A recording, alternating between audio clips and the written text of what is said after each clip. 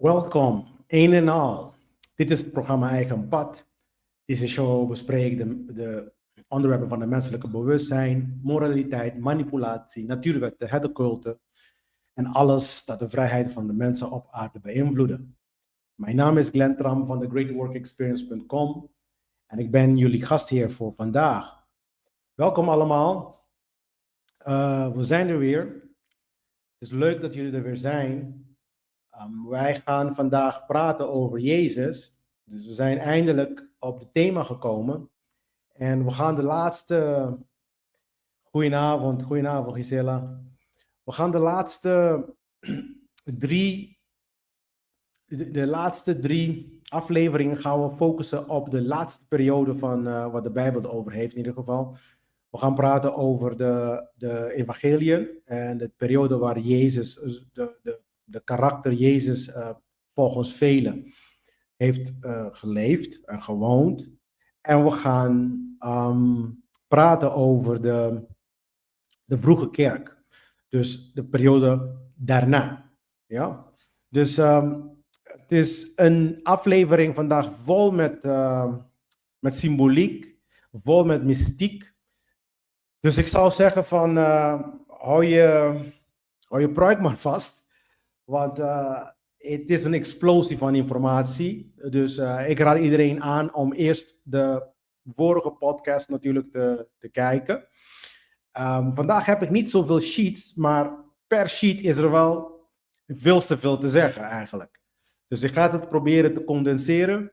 Ik ga het proberen een mooi verhaal voor jullie te maken en iets moois neer te zetten voor de toekomst en voor de komende generatie. Want daar doe ik het voor. Zodat jullie zeg maar later ook iets aan hebben. Dus we gaan praten over Jezus. En dus dit figuur dat iedereen zeg maar in gelooft. Miljarden mensen zelfs.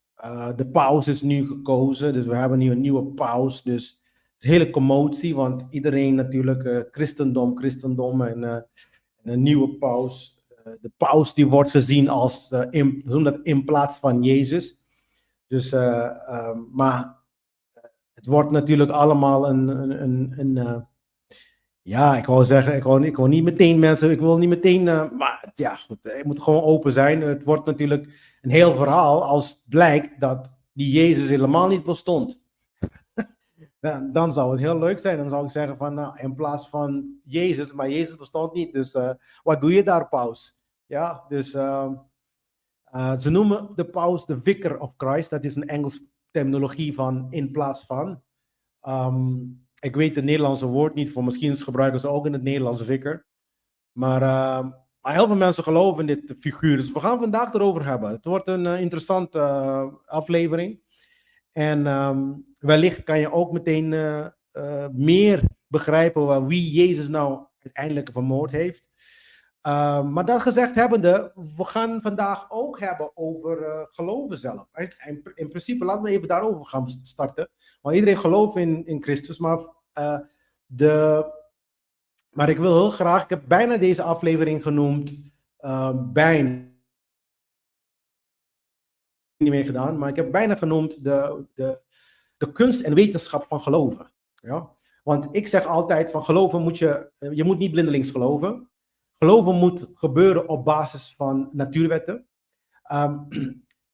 Geloven is iets moois, maar het is heel gevaarlijk voor mensen die niet weten wat ze doen. Dus ik ga nu even vertellen wanneer je moet geloven eigenlijk. Ja?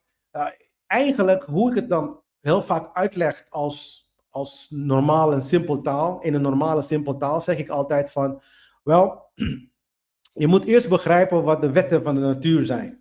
Dus dan geef je een voorbeeld van, je maakt mee op aarde dat er zwarte kracht zijn bijvoorbeeld. Er is zwarte kracht, er is elektromagnetisme, etc.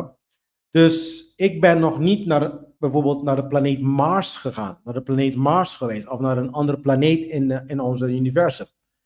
Nou, dan kan ik geloven, omdat ik het hier heb meegemaakt op aarde, dan zou ik kunnen zeggen van, nou, ik geloof wel dat er zwarte kracht is. Dus je kan het, of dat er iets, omdat er een soort de natuurwet zegt van dat er wat boven is ook beneden. Goedenavond, Anna.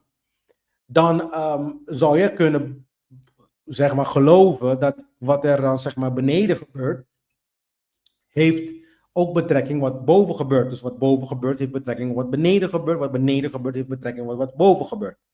Ja? Ja, de paus, ja. Dus het heeft te maken met je begrip eerst in de wetten van de natuur. Dus het heeft niks te maken met blindelings geloof wat ze van hebben gemaakt. Ja?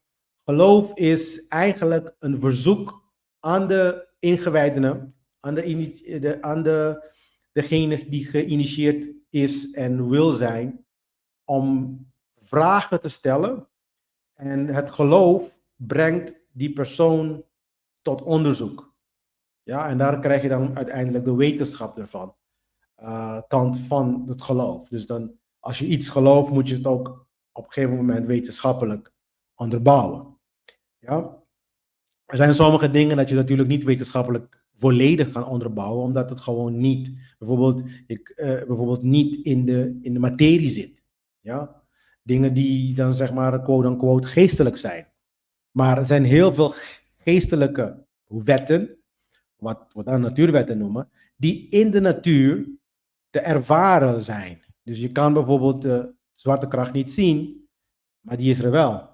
En de kracht die moleculen vasthoudt, ja, wat we dan uiteindelijk geest ook noemen, die is er. Alleen je kan het niet waarnemen, want het zit je kan zeggen, in een andere dimensie. Dus dat is eigenlijk de uitdagingen die je hebt. En wetenschap is voor bedoeld dat we natuurlijk zoveel mogelijk kunnen constateren. En ook, het woord zoek ik eigenlijk, maar confirmeren, dat is bevestigen. Ja? Dus wetenschap is om dingen te bevestigen ook. Maar goed, laten we eventjes over dit figuur Jezus gaan bespreken, want ik denk dat iedereen zit te popelen erop. Wij hebben, laten we even de sheets erbij pakken. Even kijken. Ja, dankjewel. Nou, het bloed van Jezus nog steeds, de hele serie. We gaan praten over dit Jezus figuur, zoals ik zei. En we gaan het vandaag hebben over de 5 evangeliën. Dus ja, ik zeg het nog een keer, het is niet te veel, maar elke sheet is wel wat. Dus we gaan wel door de eerste sheets die jullie al kennen, gaan we een klein beetje sneller doorheen. Mijn werk natuurlijk beschikbaar op thegreatwordexperience.com. Niet vergeten ook hier bij Pika Pika platform op Facebook jezelf aanmelden. Laat het even zo zeggen, volgt ons. Niet vergeten naar de website te kijken van Pika Pika. Je krijgt straks ook al mijn materiaal ook op de Pika Pika website. Op de Facebook krijg je dan de Pika Pika website te zien. En ik zie daar ook dat ze dan ook meteen daar beneden, dan zie je daar ook de informatie daar van de Facebook. Maar straks krijg je ook die van de website te zien daar. Daar krijg je mij ook te zien straks. Ook op de website, dus pikapikatv.online. Dus voor iedereen die geïnteresseerd is. En thegreatwordexperience.com op zijn Engels. Ja. Je krijgt alles van mij, daar is mijn hub eigenlijk, want dan krijg je ook audiopodcast, je krijgt ook mijn Instagram, monografieën, je krijgt heel veel dingen, video's, et cetera. Dus een klein beetje meer dan ook op Pika Pika, maar als je alleen maar deze eigen padprogramma wil zien, dan is het daar en bij pikapikatv.online. Oké, laten we even verder gaan. Nou, men moet gaan begrijpen dat anarchie de oplossing is. Mijn boek is een non-fictief boek. Ja, het is uniek ook. Tot dusver heb ik best wel wat kunnen verkopen. Maar ja, ik doe het niet voor de financiën, laat me het even zo zeggen, want je wordt ook niet rijk van. Maar ik garandeer ik adviseer iedereen om het aan te schaffen. Het kost 7 euro, stel niet zoveel. Het gaat allemaal naar het voor zorgen dat ik betere materiaal voor jullie kan klaarmaken en beter materiaal voor jullie kan creëren. Dus ga gewoon lekker naar Amazon en dan schaf het aan, zou ik zeggen. Het is non-fictief. Het heeft te maken met de oplossingen die de meeste instituten en regeringen niet willen over hebben. Heb ik erover. Want ik denk wel dat en dit is de oplossing. Er is geen andere oplossing. Ja? Anarchie is de oplossing. Mensen die willen niet naar horen. Daarom is alle instituten die zijn bang voor het woord zelf. Ja? Want anarchie wordt gelijkgesteld met chaos. Maar het betekent niet chaos. Het betekent juist zonder regeerders. Zonder die poppetjes daarboven die je willen controleren. Die moeten eruit. Die moeten weg. Die moeten per definitie weg. Dat is het probleem. Hun veroorzaken het probleem. Ze zijn niet de oplossing. Ja? En dus we moeten dan echt gaan beginnen te begrijpen. En dit is de oplossing. Laten we kijken. Ja, kijk gewoon naar mijn andere podcasts. Er zijn tenminste de 2 eerdere seizoenen zelfs. Doe maar gewoon zo. Tenminste de eerdere podcast van dit seizoen. Ja, begin daaraan. Want ik ga vandaag ook heel veel dingen bespreken die ik al in die 2 andere seizoenen heb besproken. En dus dat kan zijn dat je dan bepaalde dingen niet begrijpt. Het zij zo, want ik kan niet alles bespreken. De Bijbel aan zich is een fors, esoterisch boek. Heel veel mensen die nemen het letterlijk. En daarom al die problemen van de wereld. Maar als jij het boodschap echt begrijpt, dan heeft het een transformerende kracht. Oké? Dus de Bijbel zelf, die zit vol met mystici, vol met symboliek, vol met numerologieën, vol met verschillende aspecten die de psyche kan eigenlijk wijzen tot transformatie. Ik vind het zelf soms, het kan heel ingewikkeld zijn. Ik persoonlijk is het niet, laten we het even zo zeggen, voor degenen die me niet kennen, ik kom vanuit de kerk, dus ik heb vanaf mijn 15e jaar tot richting mijn, ik kan zeggen 25, 30 jaar, liep ik rond in de kerk. Ik was niet altijd de meest heilige boontje in de kerk, maar ik liep rond. Dus ik ging ook naar de zondagsscholen toen ik wat jonger was. En ik heb natuurlijk ook door heel veel interesse om te begrijpen wat het allemaal inhoudt, heb ik natuurlijk de Bijbel bestudeerd. Desalniettemin, de vorige afleveringen heb ik heel veel dingen uit mijn hoofd gedaan. Maar nu begint het wel wat meer zwaargewicht te krijgen. Dus ik heb wel een paar aantekeningen die ik heb opgeschreven. Dus ik hoop dat ik tijd heb überhaupt om die te bespreken. Maar om dingen niet te vergeten, want anders wordt het een hele lang verhaal. En ik heb volgens het Pika Pika team niet zoveel tijd meer. Dus ik heb alleen maar vandaag en nog 2 keer. En dat is klaar. Oké? Dus ik ga proberen alles te proppen. Dus, maar goed, kijk gewoon naar die andere. Dat komt. Mijn masterclass, die is er. Ik heb nog te weinig mensen. Dus als die mensen niet komen vanaf nu en nog 3 weken, dan dan denk ik dat ik dat ga verschuiven. Ja, tot nader.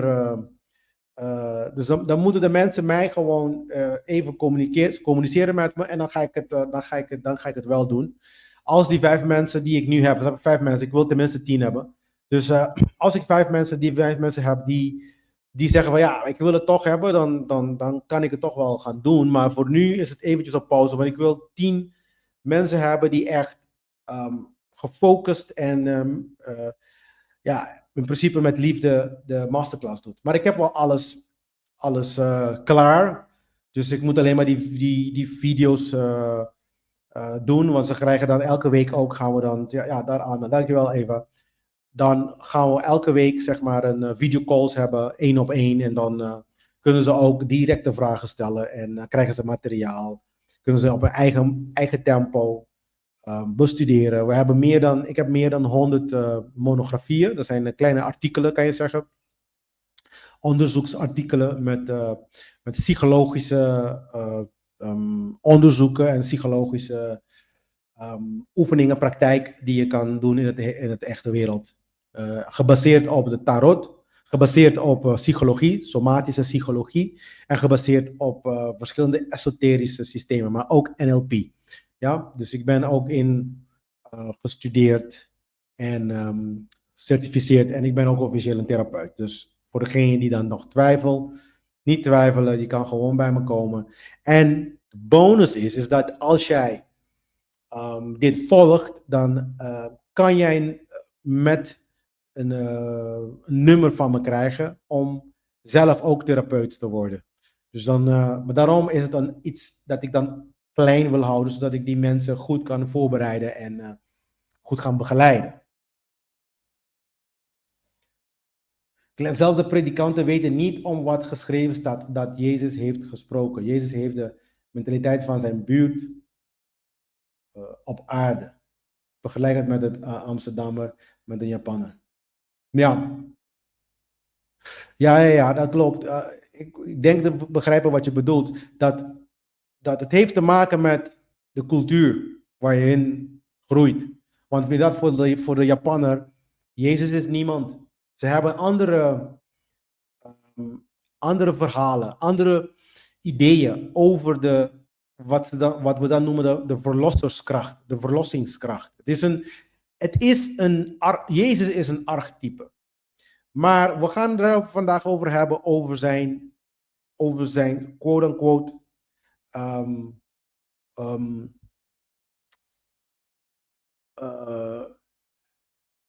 het zijn op aarde, laten we het even zo zeggen. Hij heeft zeg maar zogenaamd op aarde geleefd en hij heeft zogenaamd dingen gedaan. Maar ik heb ook bewijzen, want ik ben wel heel eerlijk, want ik wil gewoon dingen meenemen die ook bewijzen naar dat hij dat daadwerkelijk hier was. En ik heb natuurlijk andere dingen die dan, want ik probeer holistisch jullie te informeren. Dus ik wil niet partijdig zijn, maar ik ga natuurlijk wel vertellen wat voor mij het beste uitpakt.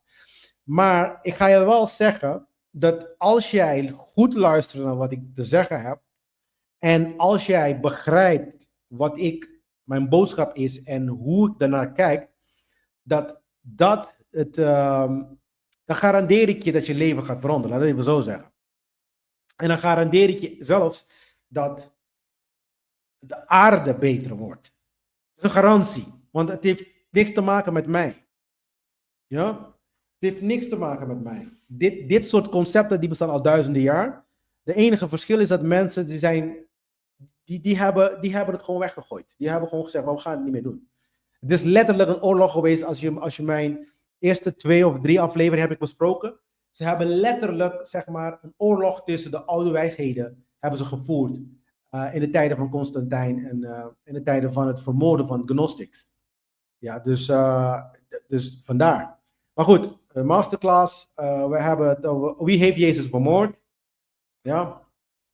En in deze tekst, elke week heb ik het laten zien, maar in deze tekst is het antwoord al, mensen. Dus ik ga het nu al een beetje verklappen. Dus, maar want wij hebben de strijd, want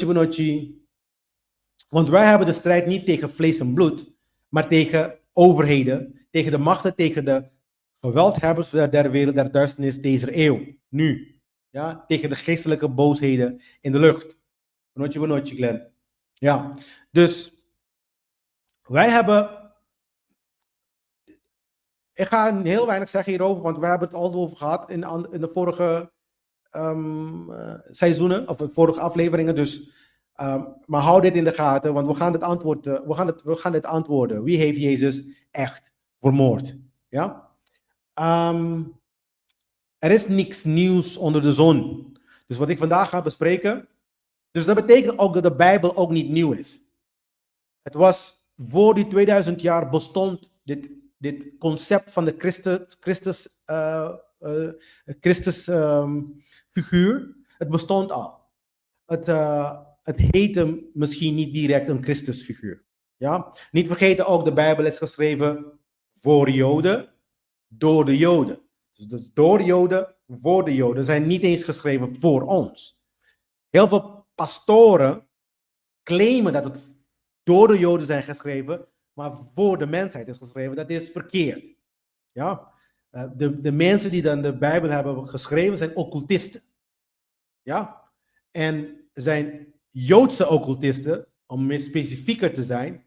En ze zijn niet gemaakt voor niet-Joden.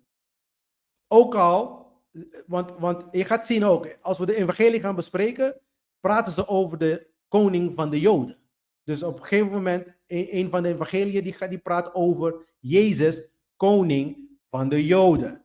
Ja? Dus, want het idee is dat de Joden zodanig machtig worden op een gegeven moment en overnemen, de wereld overneemt. En uiteindelijk dit Jezus-figuur zogenaamd, die zou dan zeg maar heersen over de aarde. Maar je gaat zien, als je dit verhaal letterlijk neemt, dan krijg je problemen. Maar dan krijg je dan de antisemitische problemen die heel veel mensen hebben. Ja? Want als je dat echt goed leest, daar hebben ze het over. Een koninkrijk die komen zal en overneemt.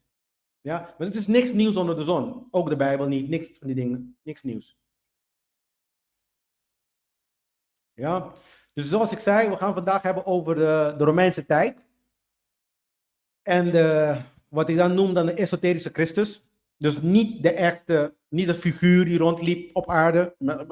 Mensen denken dit, maar ik ga je uitleggen waarom ik die positie niet neem. Oké?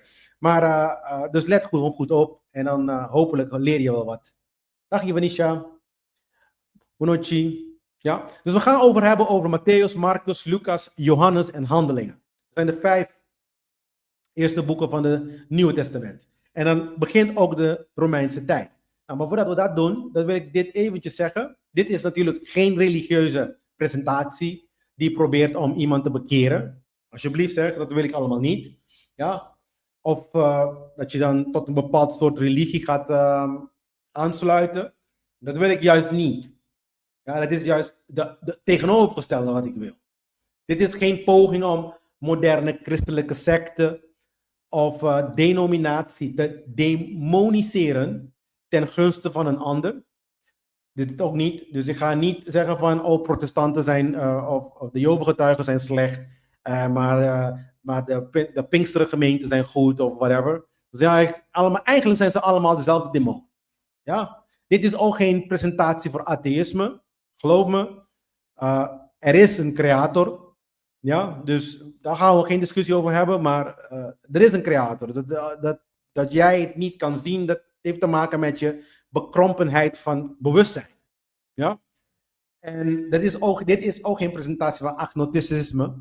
Ja, dus we gaan ook niet beweren dat we niet weten dat die bestaat, alsof we wel dom zijn of zo. Ja? Agnostisch betekent letterlijk zonder kennis. Het betekent gewoon een ignorante of het is niet eens onwetend. Want onwetend betekent dat kennis er is, maar het is niet tot je kunnen komen. Dus je hebt het nog niet kunnen horen of lezen op een of andere manier. Maar agnostisch is, de kennis is er, maar je negeert het gewoon. Het is meer dan negeren. Het is meer een idee van, de kennis is er, maar je negeert het gewoon. Ja? Dus dat betekent agnosticisme. Ja, agnostisch. Is van, we hebben genoeg bewijzen. De natuurwet is bijvoorbeeld een groot bewijs ervan. Ja? En nog steeds praat je over, ik weet het niet. Ja, dus dat is. Maar dit is geen presentatie. Dus nogmaals, ik zou alle christenen die zichzelf christenen noemen aanraden om dit te zien. Ook al denk je van, ik weet heel veel van de Bijbel. En ik ben een Christus en ik spreek in tong en al die andere dingen. Ik heb zoiets van, kijk hiernaar. Ja, dan krijg je een andere kijk en hopelijk bouwt zich je op. Want je moet eigenlijk gaan beginnen nu open te stellen voor meer informatie dan alleen maar wat de fuck de pastor zegt. Ja? De dag dat ik dat heb gedaan, ben ik een stuk intelligenter geworden. Een stuk. Ja? En ja, laat me hier beginnen van wat ik denk van die mensen in de kerk. Maar goed, enfin, ik hou het voor mezelf. Laten we ten gunste van meer tijd om verder te gaan. Ja? Dus neppe christenen, ik noem ze dan neppe christenen eventjes voor het gemak, die zullen, ja, ze zullen aanstoot of ze zullen zich beledigd voelen met wat ik ga vandaag zeggen. Heel erg zelfs. Want ik ga gewoon de harde tegenin hoor. Dus als jij geen maag hebt, als jij gewoon een sukkel bent, of als jij gewoon niet de harde waarheid wil horen, en dan gewoon in je eigen fantasie wil blijven leven, ja, dan druk gewoon, ga Netflix kijken. Ja, stop maar gewoon, ga gewoon lekker Netflix kijken. Ja, en kijken hoe ver je komt daarmee. En kijk, als de oorlogen in Oekraïne en de oorlogen in Gaza, als die gaan stoppen. Ja, met je, ik weet het niet. Dat met je Jezus gaat komen en het allemaal gaat oplossen. Mensen, als het een tijdperk moet zijn dat Jezus moet komen, hè, dat is wat ik altijd zeg tegen mensen. Als er een tijdperk moet zijn, dan moet het nu zijn. Nu. Niet, want het moest al lang gebeuren zelfs. Maar kijk, mijn begrip is, de Bijbel is vergelijken met de omnibus van de literatuur.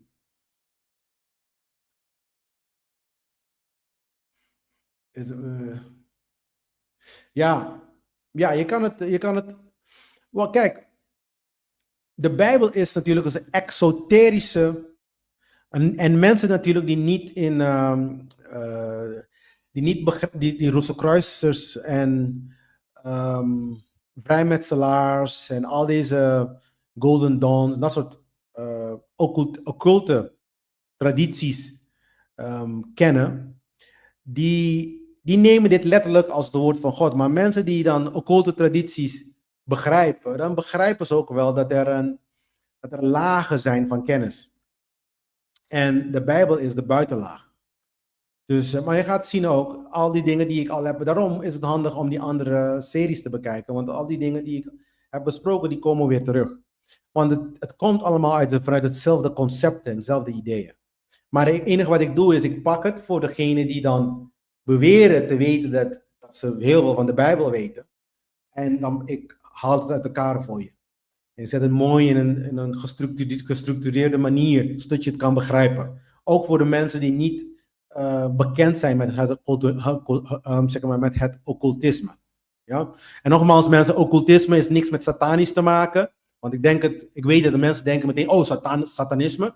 Occultisme komt van het woord oculus. Oculus betekent oog. En het betekent gewoon verborgen, kennis die verborgen is voor het menigte, van het publiek. Op het moment dat je niet meer, als het moment dat je iets weet, is het niet meer voor je occult. Dus het is niks te maken met dat. Ze gebruiken occultisme om kwaadaardige dingen te doen. Natuurlijk, want als mensen daarboven, zeg maar, laat me het even zo noemen, bepaalde kennis hebben en ze delen het niet met de menigte, dan kunnen ze misbruik van maken. En dat is satanisch. Ja? Daar komt het satanisme vandaan, vanuit het verschil van kennis. Ja? Maar goed. Dus jullie zullen beledigd zijn als je esoterische christen bent, zoals ik mezelf noem. Ik noem ook heel veel andere dingen hoor. Maar dan zal je dan hier geen problemen hebben. Ja, de tijdlijn. Laten we even snel door de tijdlijn heen, want die hebben we uitgebreid al besproken. Dus we gaan er snel doorheen. Ja, we hebben gesproken over... ja, de Bijbel heeft boeken van verschillende, zo bedoel ik het. Schriftgeleerden en omnibus is door verschillende auteurs geschreven. Ja. Het is zelfs geschreven tussen... het is niet geschreven in 1 jaar of zo. Het heeft zelfs, ik zou zelfs zeggen, duizenden jaren geduurd. Totdat het dan zeg maar hetgene is dat wij nu hebben. Ja? Daarvoor waren je kan zeggen apostelen of discipelen, die hadden stukjes manuscripten. Dus het was niet gecodificeerd zoals we nu hebben. Ja? Dus het is inderdaad een verzamelboek van esoterische concepten. Mensen worden boos als ik dit zeg, maar ja, het is nog niet het is niks anders. Ja? Want, en als een occultist zoals ik zelf ben, als ik leerkrachten heb die mij bepaalde dingen leren en sorry, het zijn gewoon gemaakt door ons eigenlijk. Ik heb het even zo zeggen. Maar ja, ik weet dat mensen het niet geloven, omdat hun denken dat dit door God is geschapen. Wat laat zien hoe de donkere occultisten, hoe goed ze de mensen hebben geprogrammeerd. Dat zelfs als de occultisten naar buiten komen en zeggen van luister, dit hebben wij geschreven. Het is ons ding zodat we kunnen schrijven. We hebben geschreven voor de domme mensen daarbuiten. En dan nog steeds denken mensen dat het van God gekomen is. Zo ver gaat het. Maar ik kan niks anders zeggen dan dit verduidelijken, duidelijk maken voor de mensen. Want ik wil niet meer dat mensen in de donker blijven lopen, want het doet niemand goed meer eigenlijk. We gaan echt de verkeerde kant op. Ja? Hiervoor zou ik zeggen, dat is heerlijk, want dan kunnen mensen die blijven lekker dom. En terwijl wij de rest kunnen manipuleren en ons dingen kunnen doen. Maar dat kan niet meer, want nu is het echt die troep die we nu hebben, oorlogen, het gaat te ver. Ja, het gaat echt te ver. Maar goed, we hebben gesproken over de schepping. De schepping is een verbasterde versie van de echte verhalen uit Egypte zelf ook. We hebben het gehad over de tijdperk van de aartsvader, Abraham, Isaac en Jacob. We hebben gehad over de Exodus. De Exodus-verhaal is interessant, want heel veel mensen die kennen niet eens de Hyksos-verhaal, wat dan zeg maar in Egypte de Haku Hesut wordt genoemd. En by the way mensen, ik heb dit niet gezegd, maar laat me het even heel snel even hier vermelden. Er is geen bewijs dat er mensen waren 40 jaar in de woestijn. Je gaat mij vertellen dat er niet eens één archeologisch bewijs. Dat betekent, ze hebben niet eens één pannetje kunnen vinden in de woestijn, waar de Israëlieten zogenaamd met miljoenen mensen door de woestijn 40 jaar lang hebben gerezen. 40 jaar lang in de woestijn, denk even over na. 40 jaar lang in de woestijn en niet eens één artefact. Niet eens één potje. Niet eens één begraafplek. 40 jaar lang. Dus wat moet ik nog meer zeggen? Niks. Geen pot, geen pan, geen begraafplekken. Niks. Dus je gaat mij niet vertellen dat deze dingen waar zijn. Er moet tenminste iets zijn. Ja? Archeologisch moet het een beetje kunnen corresponderen met wat. Dus zolang, dat zegt ook veel dat het niet een letterlijke exodus was. Het was het weggaan van, zeg maar, van je oude ikke. Je moet, zeg maar, je oude ikke laten doodgaan. Daar heeft het allemaal mee te maken. Maar goed, laten we even verder gaan. Dus dan hebben we het gehad over de verovering en vestiging. Dus dat is dan wat Israël tot de dag van vandaag, of de Joden tot de dag van vandaag beweren. Dat is dan de reden waarom ze Israël, dat dat van hun is. Ja? En zo zie je ook, op het moment dat je deze dingen, hoe noem je dat? Als je deze dingen letterlijk gaat nemen, dan komen we in problemen. En dan trouwens, ook al zeggen ze dat dit waar is, dan hebben ze een probleem, want het is dan gestolen. En gestolen is nog steeds niet moreel. Dus je kan wel claimen dat God je heeft gezegd, maar in dezelfde 10 geboden staat dat je niet mag stelen. Dus, en nu mag het wel van God. Ja, dat is het juist. We geven een verkeerde naam aan dingen en dan denken we dat het wel mag. Het is gestolen. Ja, dus als het waar is het gestolen. En als het niet waar is het nog steeds gestolen, want ze zitten daar. Ja, dus links of rechts. En dan, maar als het niet waar is, dan hebben ze helemaal geen claim op het land. Dan is het helemaal gestolen, dat even zo zeggen. Maar links of rechts mag helemaal geen donder uit. Het is gestolen. En dan, wat moet je doen om iets weer recht te trekken die foutief is gedaan? Dan moet je teruggeven. Je moet terugdraaien. Ja? Dat is wat ik zeg ook. Wat moet je doen om het goed te maken met de Antillianen? Je moet terugdraaien. Je moet niet lullen. Je moet niet geen excuses maken om het nog erger te maken. Want dan ga je meer lijden. Ja? En het lijkt dat Nederlanders niet lijden, maar ze lijden allemaal in geheim hoor. Ja? En als jij niet lijdt, dan nou, hou je borst, maak je borst maar nat, want lijden komt eraan. Want de wetten van de natuur, het is hetzelfde als je zegt van nou goed, ik plant, maar ik plant en ik krijg geen vruchten van. Nou, op een gegeven moment ga je vruchten krijgen van wat je hebt geplant. Ja? Dus gewoon stoppen. Ben nu rustig, maar wel agressief. Ja, inderdaad. Maar daarna komen we op de Vereniging van het Koninkrijk, heel snel. En daar hebben we te maken met de verdeelde koninkrijk. En op een gegeven moment is het ding helemaal uit elkaar gegaan, omdat iedereen natuurlijk hartstikke immoreel was. Babylonische ballingschap. Dan hebben we de terugkeer van de Tweede Tempel. Dat was een heel belangrijke eikpunt voor de Joden. En dan hebben we natuurlijk een tijdperk die heel weinig eigenlijk in de protestant niet terugkomt. En de Jodendom heeft het zelf een beetje aan de druk. En daar ga ik vandaag weer erover hebben, want ik heb het al erover gehad waarom ze dat hebben gedaan. Maar dan hebben we het over de Hellenistische tijdperk, de invloed van de Maccabeese familie. De Maccabeese familie heeft gevochten tegen de toenmalige imperium van de Grieken. En ze hebben een tijdelijke koninkrijkje opgezet. Ja? Met de Maccabeese familie aan de macht. Maar die wordt dan zo uiteindelijk ook door Rome weggevaagd en weggeroeid en noem maar op. Dus, en dan heb je dan natuurlijk de Romeinse tijdperk, waar we vandaag gaan erover hebben. Dus we gaan het vandaag hebben over Matthäus, Marcus, Lucas, Johannes en Handelingen. En dan hebben we het natuurlijk met de vroegere kerken.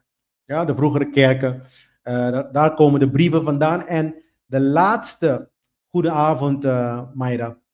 De laatste dag gaan we hoogwaarschijnlijk als we niet volgende week al over openbaring gaan lullen. Ja? Dus klein beetje nog geduld nog. En dan hebben jullie alles gehad van de Bijbel. Dan heb ik vrijwel een leuke serie opgezet voor een en al. En jullie kunnen altijd teruggaan en natuurlijk herbekijken. En later gaat het allemaal ook op de pikapika.tv.online website van Rita. En dus dat wordt ook. En dan, dat is dan extra. Dus als je dan niet op mijn website wil komen, dan kan je altijd op Rita's website het bekijken. Nou, dat was de tijdlijn. Er is niks anders. Dit is de Bijbel. De gehele Bijbel, daar heeft het over. Dit zijn de 5 koninkrijken, daar ga ik het niet over hebben. We gaan praten over de 2 laatste daar, Romein 1 en Romein 2. Romein 2 is natuurlijk is nu. En het begin van de Romein 2 was natuurlijk de apostelen, de discipelen, in wat we dan noemen de vroege kerk. Ja, we gaan snel er doorheen. Dit ga ik niet bespreken, dit heb ik 2 keer al besproken. Volgende week krijg je wat ik vandaag ga bespreken. Ga ik dit uitbreiden. Maar natuurlijk dan had je natuurlijk over de tijdperk vanaf Babylonië weer tot Perzië. En dan tot de Hellenistische tijdperk met Maccabeeën 1 en Maccabeeën 2. Maccabeeën 1 en Maccabeeën 2 krijg je alleen maar in de katholieke kerk. De Bijbel. Niet in de... het is niet in de protestantse Bijbel. En ook niet in de Tanakh. En ik heb vorige keer ook over gehad. Er was een splitsing in de Joodse gemeenschap. En deze Maccabeese familie eigenlijk, die zijn een beetje corrupt geworden. Ja, dus dan is er een splitsing gekomen. Maar ga ik zo erover hebben. Dit zijn de 3 Abrahamistische verbonden, dat ik ook al heel vaak erover heb gehad. Verbond met Abraham, dat hij dan zeg maar vader gaat worden van volken, verbond met Israël, en een verbond met David. Daar hebben we ook allemaal over gehad. Oké, laten we starten. Dat is mooi. Dus eventjes een beetje een context geven.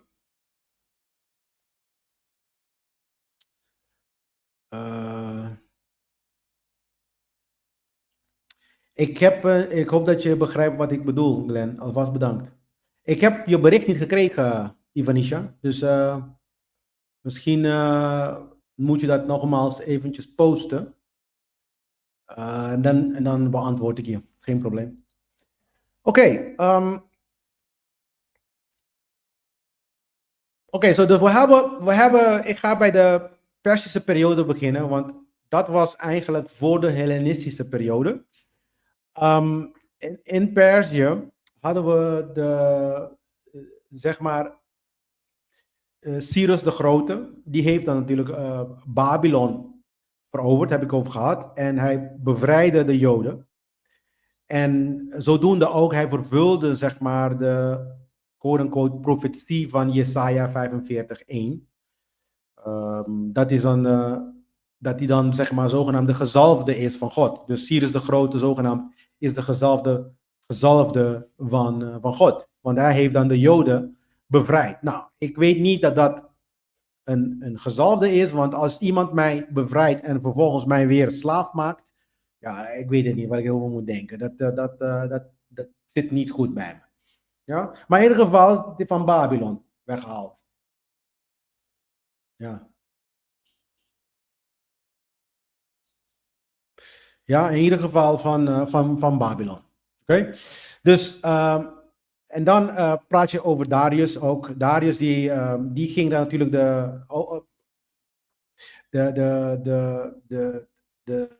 zeg maar de tempel van Jeruzalem herbouwen. En Daniel in de leeuwenkuil gezet. Hoe zit het met de familielijnen van David en Haile Selassie? Oh, dat is een goeie in de context bijvoorbeeld van de familie van David. Ja, nou, dat is een goeie. Het idee was dat, en trouwens, ik kan het niet bewijzen, ja. Dus, maar ik geef jou een korte uitleg.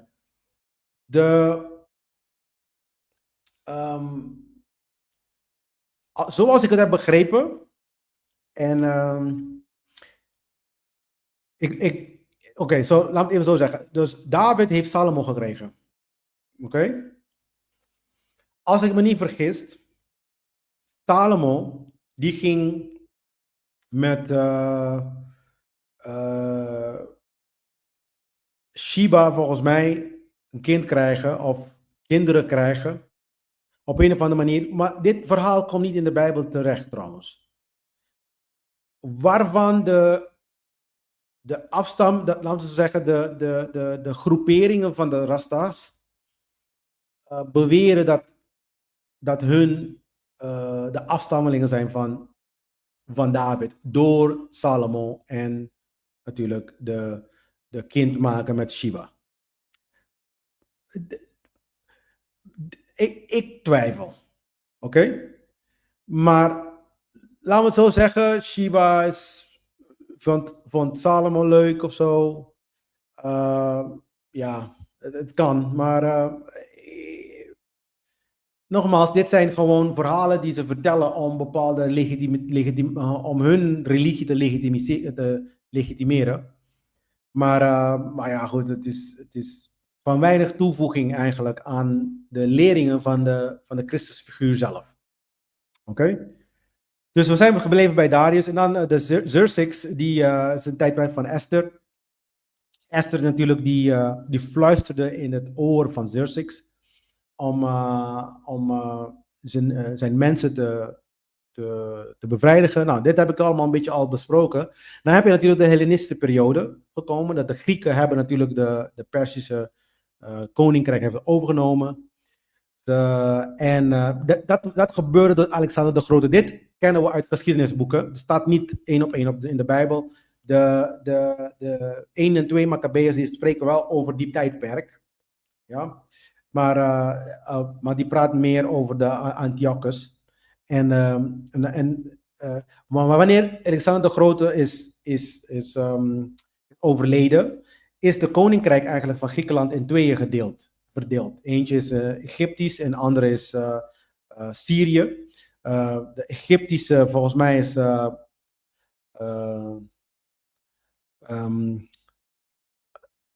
Ptolemee volgens mij. En dan dat is niet, sorry, de Egyptische is Platonomie.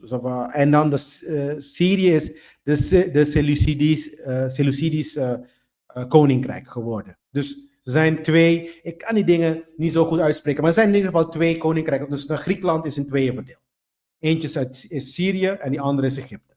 Oké? En de Syrische, dus de Seleucideeën, daar komt Antiochus vandaan. Dat is dan zeg maar hetgene die dan zogenaamd de tempel van de Joden hebben ontreinigd in de Hellenistische Griekse periode. Waardoor er een opstand is gekomen, een Maccabeese opstand, heb ik voor gehad. Nou, dit heb ik niet besproken, dit ga ik nu vandaag bespreken. Nou, wat er gebeurd is dat deze Maccabeese, Judas de Maccabeeën, ze hebben de voorouders, ja, die waren de Hasmonese voorouders, had hij. Dus de naam die komt van Hasmon. Hasmon, die was de voorvader van, was voorvader van Judas, kan je zeggen. Ja? Dat was voorvader zelfs. Ja? En ze hebben dan, nadat ze gewonnen hebben, ze hebben dan de Griekse onderdrukking, hebben ze dan gewonnen. En een tijdelijke dynastie opgezet, een tijdelijke koninklijk huis voor de Joden. Volgens de verhalen. Dus wat gebeurt er nou? Maar blijkbaar waren ze te corrupt. Maar ze stichten wel een onafhankelijke Joodse koninkrijk. Maar wat ze dan noemen dan zeg maar de Hasmonese dynastie, die was zeg maar een koninkrijk onder een Joodse priestkoning. Zo kan je het zien. En ze hebben natuurlijk gewonnen tegen de Griekse. En dat zijn gewoon de familie van Maccabeeën. De van Maccabeeën-familie is dat, ja. En het begon met Matthias, dat is dan de vader van Judas. Judas is dan degene die dan de strijd heeft gedaan tegen de Grieken en de zogenaamde tempel. In de boeken van Maccabeeën heeft hij dan de tempel helpen hervestigen en reinigen, et cetera, et cetera. En hier komt ook het verhaal van Hanukkah vandaan. Dus dit is wat de Joden dan vieren. Maar hieruit komen dan zeg maar wat is belangrijk dit verhaal, want dat is hieruit komen dan de Farizeeërs, de Sadduceeën en de Essenen. Ja? Dus maar uiteindelijk de Romeinse verovering van Pompeius heb ik ook gehad in de tweede aflevering. Hebben we gehad over de Romeinse Pompeius en Augustus en Octavian en dat soort keizers. Maar met Pompeius is het allemaal afgelopen. Dus de Romeinen hebben het natuurlijk overgenomen. Wat wij vandaag gaan bespreken. Dus Herodes de Grote, ja, uiteindelijk die trouwde met een Hasmonese prinses. Waarom zijn positie je kan zeggen, om zijn positie te versterken. Ja? Dus in Israël. Galilea volgens mij, of was het Judea. Ja? Herodes de Grote. Ja? Herodes de Grote die had 2 kinderen. Nu begint de Romeinse tijdperk eigenlijk, wat we vandaag gaan hebben. Want Pompeius heeft Jeruzalem veroverd. Ja? En dus waardoor Judea deel wordt van de Romeinse koninkrijk. Maar keizer Augustus, ja, die regeerde toen de tijd. Dat was, kan je zeggen, in de periode van Christus. En daarna krijg je keizer Tiberius. Waarom is het belangrijk? Want ik had gehad over keizer Augustus, maar in de Bijbel praten ze over de keizer Tiberius, vooral in de periode van Jezus zijn leven. Dus wanneer hij dan rondliep op aarde. Hadden ze het over de keizer Tiberius en niet over Augustus. Oké? Dus zodat je dan de link kan leggen. Dus tijdens Tiberius tijdens de regering van keizer Tiberius, de Caesar, ging Johannes de Doper, krijg je dan het verhaal van Johannes de Doper, dan krijg je het verhaal van Jezus' volledige bediening en dan krijg je ook de kruising. Ja, want sterker nog, wanneer de Joden Pontius Pilatus aan het praten waren. Pontius Pilatus, die heeft Jezus dan gekruisigd, volgens de Bijbel. Ja? En toen zei hij dan van, nou, als je het niet doet, dan ben je tegen de keizer. Dat bedoelen ze Tiberius. Ja? Als je dat niet doet, als je dan niet dit Jezus figuur aanpakt. Want de Joden hadden problemen met dit Jezus figuur. En ik ga je ook vertellen waarom ze problemen hadden. Maar goed, Herodes de Grote, die was een vassale koning, een marionettenkoning. Ja? Maar die had 2 zonen. Die had Herodes Antipas, gaan we vandaag over hebben. En die had Philip. Ja? En dit begrip is heel belangrijk voor de boeken zelf. Want we gaan de boeken bespreken natuurlijk. Ja? Dus de ene zoon, dus de Antipas, die regeerde Galilea. En de Philippus, die regeerde het noordelijke gebied. Ja? Dus dan had je dan de Romeinse gouverneurs. Die zijn Pontius Pilatus en Felix. En Festus. Die hebben uiteindelijk Paulus, die de brieven hebben geschreven, die heeft die vermoord. Dan maak je niet druk, dit gaan we allemaal ook in de tijdlijn zetten. Dus dan krijgen jullie alles mooi uitgewerkt. En dan ga ik het nog een keertje, misschien zelfs 2 keertjes uitleggen. En dan heb je het helemaal. Want ik leg het altijd helemaal uit, 2 of 3 keer, zodat je het echt de essentie daarvan kan begrijpen. Want volgende week bijvoorbeeld heb je dan de kennis van nu. En dan kan je, als ik het nog een keer doe, dan begrijp je het beter. Dan komt het beter. En dan krijg je dan de evangelische periode. En van Jezus' bediening. In dit tijdperk. En dan praat je over Johannes de Doper die de weg voorbereidde. En de kruising onder Pilatus. En dan krijg je natuurlijk de vroege kerk. Waar Pinksteren plaatsvond in de handelingen. En daarna ook de brieven van Paulus. En dan uiteindelijk wordt de tempel ook verwoest. En dan krijg je openbaring. En dan zijn we klaar. De Bijbel is afgelopen. Ja? Dus de belangrijkste aspect hiervan, want we hadden Daniel ook heel uitbundig besproken, Daniel. En de quote-unquote voorspelling van Babylon, Perzië, Griekenland en Rome. Ja? Dus nu zitten we in Rome. En de Joodse groeperingen die dan zijn, dit zijn belangrijke dingen die je moet hebben voor het behandelen van het boek. De Joden zijn zelf verdeeld nu. Ja, er zijn dan zeg maar de Farizeeërs. Die zijn heel erg legalistisch. Die zijn, je kan zeggen, politici. Die denken ook in de terminologieën van wetten van Mozes, maar ook wetten van de mens. Want ze kwamen ook onder de mom van je respecteert Tiberius niet als je Jezus niet aanpakt, Pilatus. Ja, dus ze gebruiken de wet als pretext en pretenderen heilig boontjes te zijn, laten we zo zeggen. Volgens de boek hoor, ik heb niks gezegd. En dan heb je natuurlijk de Sadduceeën, dat zijn de elite. Zijn een elite groep, dus gewoon een elite groep. En dan heb je natuurlijk ook de Essenen. En de Essenen zijn meer esoterisch. Ja. En waarschijnlijk dit zijn de occultisten eigenlijk, de Essenen. En als we praten over het schrijven van de Bijbel, en vooral de Hebreeuwse kant, waarschijnlijk waren hun degenen die dat hebben gedaan. Ja? Dus als ik dan mijn leerkrachten moet gaan begrijpen, en waar al deze informatie vandaan komt, zeg maar de hele stamboom dan komen we hier bij de Essenen. Ja? Oké.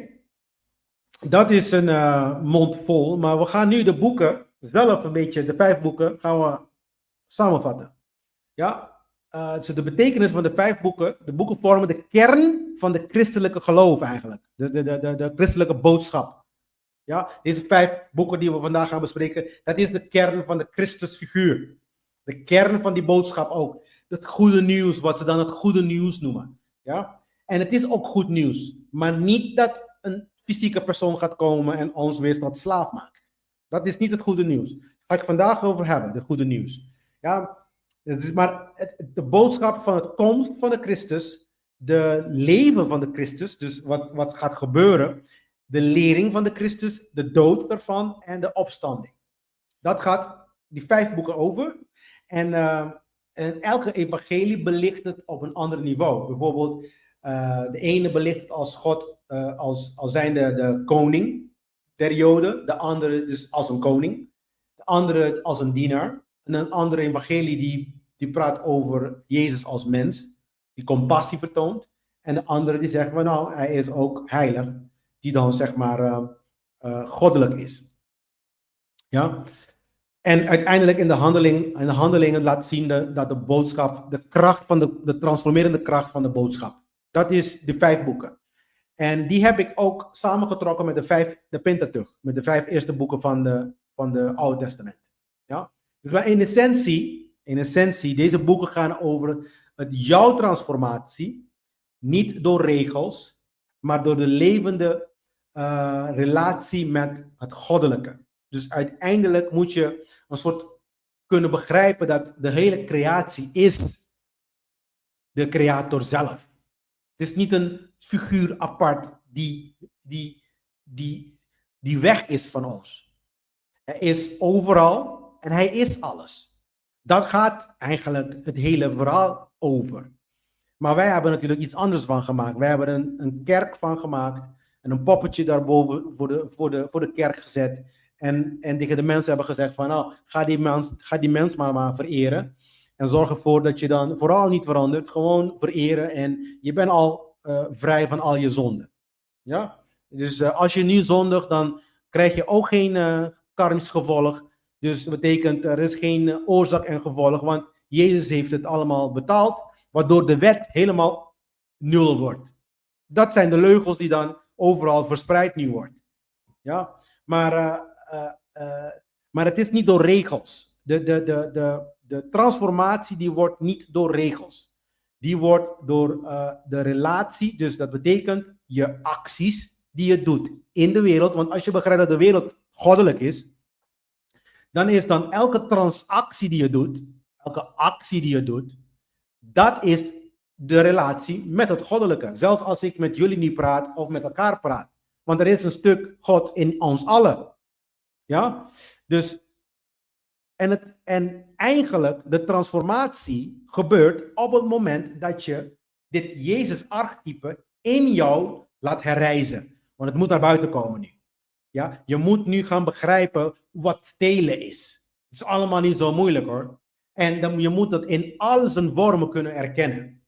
Want dat is het om juist. Mensen weten wel van, oh, als ik iets pak van Glenn, of als ik dan een kopje pak zonder te vragen, dat is stelen, of geld pak zonder dat is stelen. Maar belastingdienst kunnen ze niet zien dat het stelen is. Dat kunnen ze echt niet zien. Dat heel veel mensen hebben problemen daarmee. Ze kunnen het echt niet zien. Ze kunnen het ook niet zien dat veroveren van landen, ja, dat het ook stelen is.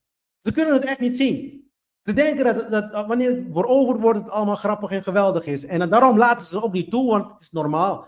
We moeten sterker zijn die over, zeg maar, zwakken kunnen regeren. Dat zijn allemaal satanistische ideeën. Als jij het meer wil weten, dan zou ik je aanraden om mijn podcast over satanisme te bekijken. Ik heb 2, eentje in Papiamento, eentje in Nederlands. Ja? Maar de evangelie volgens Matthäus. Ja? Dat Jezus, hij begint met dat Jezus de verlangde Messias is, uit de Joodse volk. Afstammelingen van Abraham en David. Dus eigenlijk bevestigt die, zeg maar, zijn koninklijk bloed eigenlijk. Ja? Er is veel verwijzen naar profetieën, maar dat heb ik heel weinig aan. Niet te vergeten, profetieën zijn innerlijke stemmen die je roepen tot acties, tot transformatie. Ja? Maar als ik ook zelf een boek schrijf, en ik schrijf in het boek, wel, morgen ga ik weet niet, naar de tandarts of zo.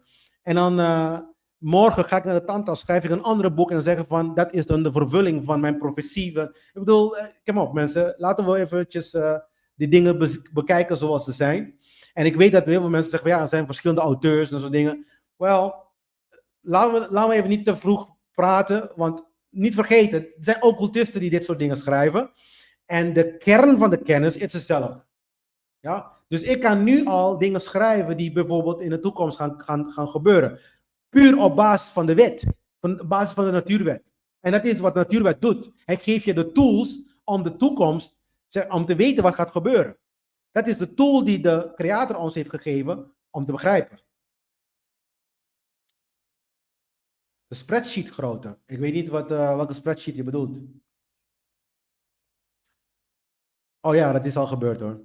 Oké, dus in Matthäus praten ze over de bekende verhalen van de geboorte van Jezus natuurlijk. Het geboorte van het kind.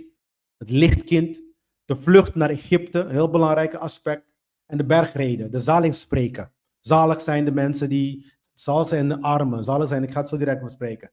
En Jezus leert over het koninkrijk, dat het ook intern is. Hij heeft niet gehad over externe koninkrijken. Dat is ook het mooie van dit verhaal. Dus aan de ene kant zeggen ze dat het intern is. En in de openbaring praten ze nog steeds over interne koninkrijk hoor. Dus ik weet niet waarom mensen dan altijd denken dat het een externe koninkrijk gaan verwachten. Dus het wachten naar Jezus is ook niet. Ze interpreteren dat zo. Mensen willen een externe koninkrijk. Er zijn groepen van Joden en christenen die willen dat Christus extern komt. Zodat hun geen verantwoordelijkheid hoeven te leggen. Want natuurlijk, als dit allemaal fantasie is en Spider-Man verhaal is, ja, dan hebben die christenen een probleem. Want wat gaan we nu doen? Nou, want ik ben dan niet gered. Ja? En wie gaat dan verantwoordelijk zijn voor mijn slechte daden? En wie gaat verantwoordelijk zijn voor mijn acties die ik doe in domheid? Ja? Maar in ieder geval, aan het einde praat die evangelie van Matthäus ook over de verraden van Jezus en de gekruising en dat soort dingen. En ook uiteindelijk de opstanding, de opstand van de dood. Evangelie van Marcus, die is kort en krachtig. En het is de oudste en meest directe evangelie, by the way. Dus de focus is op de daden van Jezus meer dan op zijn woorden. De andere evangelie praat over wat hij heeft gezegd. Marcus praat over wat hij heeft gedaan. Dus al die wonderen en veel genezingen en wonderen en zo dingen wordt over gehad. En Jezus wordt neergezet als de dienende zoon. Degene die komt, die nederig is en die komt en die gaat dienen. Ja? Dus als pastoren zeggen van je moet dienen, dan praten ze over de Marcus Jezus. Degene die moet komen en moet dienen. Ja? En dan heeft hij dan zeg maar, daar hadden ze ook over de conflicten met religieuze en politieke leiders. Want ze begrijpen hem niet. Meer religieuze leiders, want ze begrijpen hem niet. Ik kan me voorstellen nu dat mensen met mij conflict hebben met mij. Ja, omdat ze begrijpen niet bijvoorbeeld de boodschap die ik breng. Ze begrijpen niet dat dit eigenlijk niet letterlijk genomen moet worden. Religieuze mensen nemen het geschrifte letterlijk, want ze hebben dat gevoel nodig dat God buiten moet zijn, zodat ze hun kunnen aanbidden en cadeautjes kan vragen. Ja? Als ik goed mijn best doe, papa, dan krijg ik een cadeautje toch van je. Ja? Als ik goed mijn best doe, dan krijg ik toch een cadeautje van je. En dan praat hij dan, zeg maar, Marcus ook over de sterven van Jezus. Ja? En dat het graf leeg was. Ja? Daar hebben ze ook een bewijs gekregen van. Die ga ik ook straks erover hebben. Niet dat Jezus opgestaan is hoor, maar bewijs van ik ga het zo direct over hebben. Dus ga niet vooruit. Maar in ieder geval, dat er was iets gebeurd in die periode in ieder geval. Dus dat is de evangelie van Lucas. Daar hebben we, dat is geschreven eigenlijk voor de niet-Joden. Ja, voor de mensen die eigenlijk geen Jood zijn. Ja, want het is meer een soort van universele boodschap van redding. Ja, dus het is de propaganda van de Joden naar de niet-Joden toe. Dat als jij dan zeg maar ons Messias neemt als jouw redder, als jouw koning, ja, dat wij goed voor je gaan zorgen of zo. Ja, dat is het. Niks speciaals aan eigenlijk. Ja, het heeft heel veel verhalen van liefde en compassie. Ja, en heel veel oorlog. Maar goed, liefde en compassie. En Maria daarin speelt ook een belangrijke rol in de geboorte van Jezus natuurlijk. Want dat verhaal wordt daar ook weer herhaald. En dan in dit verhaal van Lucas focus men heel veel op vrouwen. Dan praat je dan Maria Magdalena, Maria de moeder van Jezus, etc. En dan mensen van de samenleving. Dus dan heb je dan heel veel verhalen daarover. Dus ik ga even heel snel doorheen mensen. En uiteindelijk de evangelie eindigt met de hemelvaart van Jezus. Ja, niet met de dood van Jezus, maar de hemelvaart van Jezus. Die dan de toon legt voor handelingen. Want handelingen praat dan, wat gebeurt er daarna? Dus eigenlijk, Lucas is de voorloper van de handelingen. Ja? Dan hebben we de vierde evangelie, de laatste. Dan hebben we volgens Johannes. En dit heeft meer een mystieke toon zelfs. Want dan praat hij ook over het woord van God. Zo begint het ook. En echoot eigenlijk Genesis. In het begin was het woord en het woord was met God. En het woord was God. Ja? Dus en heel veel predikers die gaan hierover natuurlijk filosoferen en van allerlei soorten dingen bedenken. Ja? Dus het is eigenlijk een verwijs naar Genesis 1:1. Ja? Oké. Hier zit ook in Johannes zit ook heel veel over liefde en heel veel over geloof en eenheid met God, et cetera, et cetera. En ook de titels van Jezus. Ik ben het licht, de weg en de ware wijnstok en dat soort dingen. Komen uit Johannes vandaan. Straks gaan we in bewijzen kijken van wie ze deze dingen hebben geschreven, et cetera. Ja? En dan hebben we natuurlijk de handelingen van de apostelen, is dan zeg maar die gaat verder waar Lucas geëindigd heeft over Pinksteren. Dat is dan zeg maar de Heilige Geest. Want hij praat over de vijfde element. Je gaat zien ook de 4 eerste, die representeren een element. Vuur, water, lucht en aarde. En de 5e element, dat is dan geest. Dat is dan wat ze dan noemen de Heilige Geest. Wat ook in de traditie wordt genoemd de Kundalini-energie. De energie van de Kundalini. Ja? Dat is wat er wordt geschreven hier in Handelingen. En Petrus, die wordt centraal. Paulus is een centraal figuur hierin. En dan het geloof breidt zich uit. Daar schrijven ze over dat het geloof zich uitbreidt van Jeruzalem helemaal door in Rome. Ja? En enigszins is dit waar geworden. Want je ziet dat de evangelie, zeg maar, zoals letterlijk geïnterpreteerd wordt, die wordt nu overal verspreid, die virus. Ja? Dus, en dat is ook wat ze wouden ook. En dat hebben ze best wel goed gelukt ook. Ja, want nu krijg je mensen die niet nadenken meer en die blindelings geloven. Want ze geloven echt dat deze Jezus gaat komen. Maar goed. Dus ik praat nu over de mystieke. Het gaat eigenlijk over de mystieke transformatie van de Christusfiguur. Waar in de Romeinse overheersing, dus als je dit mystiek gaat bekijken, ook, ja, de opkomst van de Christusfiguur is in de vissentijdperk. Daarom is Rome, of laat me het even zo zeggen, katholieke kerk, heeft het visje als symbool. Omdat het kerk gevestigd is in de vissentijdperk. Dat iets te maken heeft met de constellaties, met de zodiac. Niet met niks in de Bijbel zelfs. Want als je praat over de Bijbel, in het bijzonder zeg maar de Hebreeuwse Bijbel, daar praat je over de tijdperk van de ram. En de tijdperk van de stier. Ja? Dat is het. Daarom blazen ze dan een shofar. Want voor de Joden, die tijdperk is cruciaal. Daar is hun geloof op gebaseerd, ook uit de Abrahamistische lijn, net als de Judeo-Christendom, is ook uit een Abrahamistische lijn, maar de kerk zelf is gevestigd in de volgende, in het volgende tijdperk. Dat is dan zeg maar de vissentijdperk. En daarom is de vis ook de symbool van de kerk. Ja? Symbool van de katholieke kerk.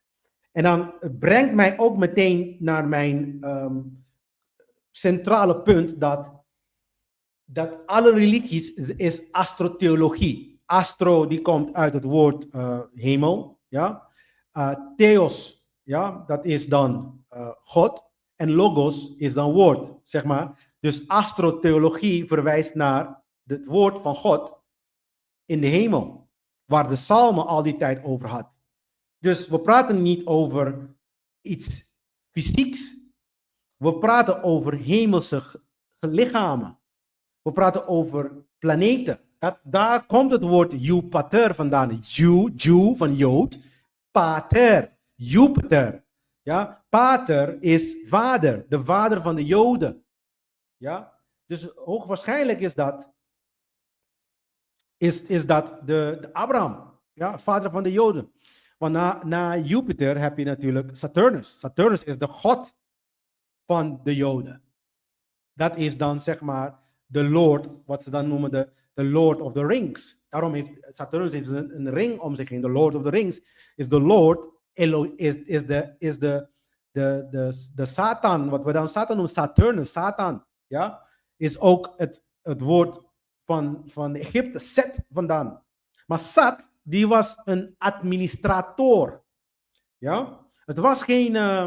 Daarom zeg ik, dit verwijst naar figuren. Dus deze wezens die kwamen naar de aarde toe en ze personificeerden deze hemellichamen. Want ze begrijpen ook wel de relatie tussen hemel en aarde. Ja? Komt de antichristus wel. Ja, is goed. De antichrist Israël. Ja? In het bijzonder, de antichristus die is bijna in iedereen nu. Ja, het is ook één mens, één persoon. Maar de antichristus kan alleen maar aan de macht komen door satanische mensen. Dus de satanische mensen moeten hem toch kiezen. Die moeten hem ook accepteren. Ik bedoel, iemand kan toch niet zomaar aan de macht komen. Die moet dan geaccepteerd worden door de volk. En dat kan alleen maar geaccepteerd worden door een satanische volk. Dus de grotendeels, meer dan 50% dus, van de mensheid is satanisch. Ja? En nou jij. Dat is het probleem. En dan de Christus gaat niet komen. Jij moet minder satanisch worden. Als mens. Maar goed, in de boeken van de Nieuwe Testament is de messiaanse verwachting in zo'n satanisch wereld. Ja? Als ze praten over dat Satan de wereld overheerst, praten ze niet met een mannetje met een vorkje. Praten ze over mensen van vlees en bloed, zoals jij en ik, die kromme gedachten hebben, corrupte gedachten hebben en die passief zijn met kwaad. En als je passief bent met kwaad, dan ga je ermee eens. Ja? Je vecht niet tegen het kwaad. Oorlogen moeten niet bestaan in deze tijd. Ik weet niet hoe vaak je dat moet zeggen. Stelen moet nu niet meer bestaan. Op geen enkele vorm. Mensen moeten elkaar niet rapen, is een vorm van stelen. Mensen moeten hun eigendom niet weghalen van een ander. Ook niet met de pretentie van de jurisdictie waarin je zit. Ja? Of omdat het van de rechter moet. Ja? Ook niet. Geen enkele vorm van stelen is toegestaan vanuit het optiek van de natuurwetten. Het is geen mannetje met een vorkje, mensen. Het is jij en ik die verkeerde oplossingen en verkeerde dingen bedenken. Corrupt zijn in het hart. Want de liefde is dood. Daarom heb ik hier, ja, in de inleiding al, heb ik Isis gezet. Dat is Maria. Maria, de moeder van Jezus. Daar begint het. Liefde. Omdat je lief hebt voor een ander, spreek ik nu. En dan ben ik niet bang voor andere dingen. Wat ze dan noemen de Kundalini of de Sekhmet energy. Voor de Egyptenaren was dat Sekhmet. Dat is de Sekhem energie. Die komt in je. Het is een uitbarsting van energie. En die katalyseert kennis in je. Zodat je dan zeg maar kan begrijpen wat allemaal gebeurt rondom je heen. Maar het kan niet, als jij dan zeg maar de Oosterse leringen gaat, het kan niet naar de hersen komen, die energie, als het in het hart vast zit. Het moet via het hart naar boven. Dus het hart moet open zijn. Dus dat is Johannes de Doper. Dat is een archetype. Die is degene die komt en die bereidt de laten we het even voor het gemak noemen, de chakrasystemen in de mens. En dat is, hij verkondigt wat? De waarheid. Dus de waarheid maakt die dingen open. Je confronteert je schaduw zelf. De ego. De alle soorten excuses die je bedenkt. Om maar niet te zeggen van tegen de regering, stoppen nou daarmee.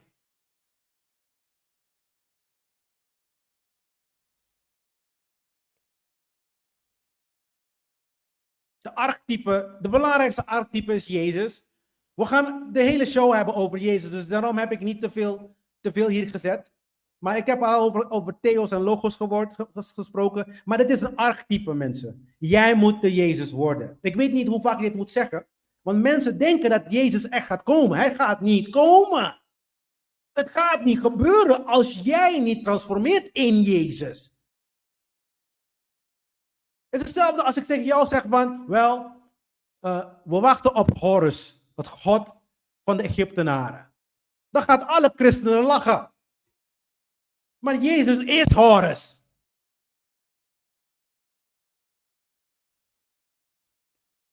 En zijn naam betekent het vonk van God, Yeshua. Of wat Anna ook zegt, Isa. Ja, maar het is eigenlijk meer Jehoshua. Yeshua. Het is het vonk. Het is dan de licht van de Vader in materie. Dat ben jij. Jij bent de materie waar het geest in leeft. Het vonk. Het licht. Moeder is het donkere dat je daar buiten ziet. Het is hartstikke donker daar buiten. En alles wat het licht geeft, is het licht van God. De zon van God. De zoon van God. Dat ben jij.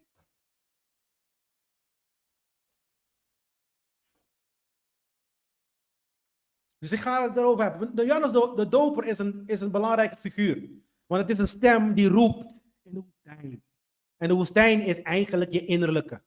Ja? Letterlijk, Johannes is de stem van waarheid. Ja, bereid voor je hij bereidt dan zeg maar de innerlijke transformatie. Dit is dan wat yoga is al over hebben. De yogis die hebben het over het bereiden van het lichaam. Je moet je lichaam voorbereiden. Je moet je trauma's voor ogen zien en mee dealen. Dat heeft het mee te maken. En dat doe je met waarheid. Dat is dan de hamer van Thor. Waar je dan zeg maar de ego hamert. Dat je hier ziet, dit verhaal hier. Mjolnir. Dat is de waarheid waar je dan zeg maar het lichaam bouwt. De tempel, de innerlijke tempel. Dat heeft het te maken. Heeft niks met daarbuiten te maken. Er zijn wel tempels aan het bouwen daarbuiten, natuurlijk. Want ze zijn voor de Joden en voor de christenen die dit verhaal natuurlijk letterlijk nemen. Maar het heeft niks daarmee te maken, jongen. Het heeft te maken met deze tempel. Dus je moet het voor zorgen. Goed eten geven. Laat het goed rusten. De trauma's die je hebt, moet je dan gewoon voor ogen zien. En gewoon kapot maken. Met waarheid doe je dat. Dat doet Johannes. Dat doet Johannes de Doper. Ja? Bereid de weg van de Kundalini Awakening. Want hij bereidt de weg in de woestijn. De lage gedeelte van je ruggengraat. Dat is dan zeg maar de root chakra, de wortelchakra.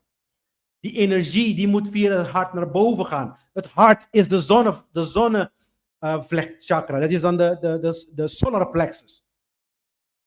En de hartchakra. Ja, dat is de plek van de Christusfiguur. In Kabbalah vertellen ze dat. In de Bijbel vertellen ze dat. Wanneer gaan we Jezus aanbidden? Op de zonnedag. Van de van de solar plexus. Dat is dan zeg maar de zonnevlecht chakra. Ja, zie je het verband? Dit zijn occulte dingen, mensen. Het zijn niet het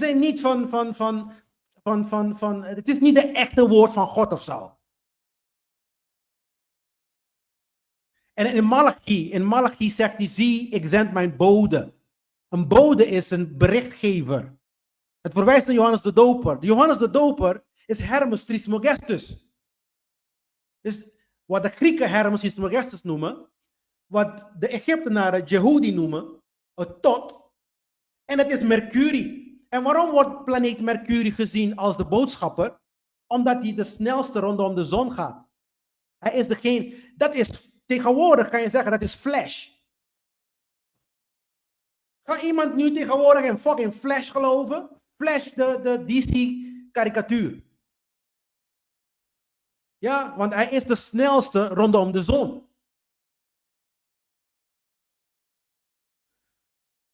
Dus dan geeft hij het bericht door aan de andere planeten. Of aan de andere sterren zelf. Want hij is de boodschapper. Hij bereidt de weg. Dus ik hoop dat dit begint nu een beetje zinnig te worden in je hoofd. En stoppen. En de onzin geloof, blindelings geloof van mensen een beetje aan de kant gaat gezet worden nu. Want ik word nu echt gewoon scheidsziek van. Ik heb het hier gecodificeerd. Jullie kunnen dit gewoon downloaden, gratis. En keer op keer lezen. En dit podcast 100 keer bekijken. De waterdoop van Johannes de Doper in Jordaan, de waterdoop daar, dat representeert zeg maar de grens tussen ego. De ego, dan kan je in dit geval zien als Egypte en het beloofde land. Dat is dan Israël. Maar voor de Joden, het beloofde land is Israël. Dus de Jordaan is tussen Egypte en Israël. Dus de doop daarin, dat vertegenwoordigt de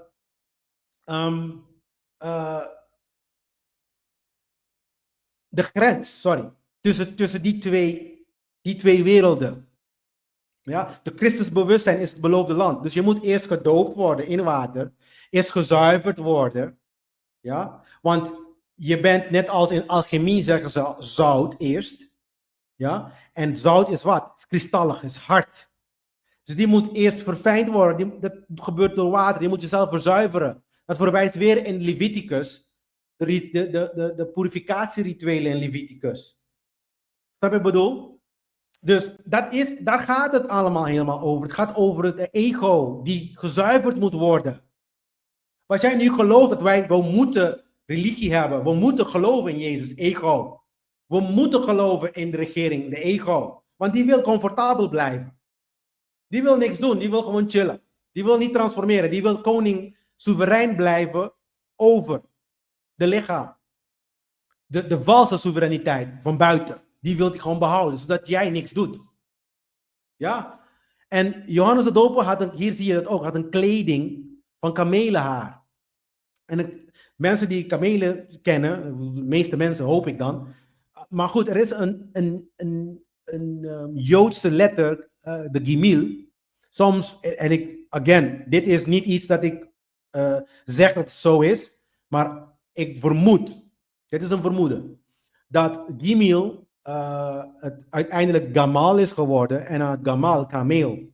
Ja, dus, want in die Afro-Aziatische talen, Afro-Aziatische talen, wat de hieroglyphen erbij horen, waar ik studeer, de G en de K zijn heel dicht bij elkaar. Ja, de G en de K. Ja? En uit die stam komt ook Hebreeuws. De Hebreeuwse taal.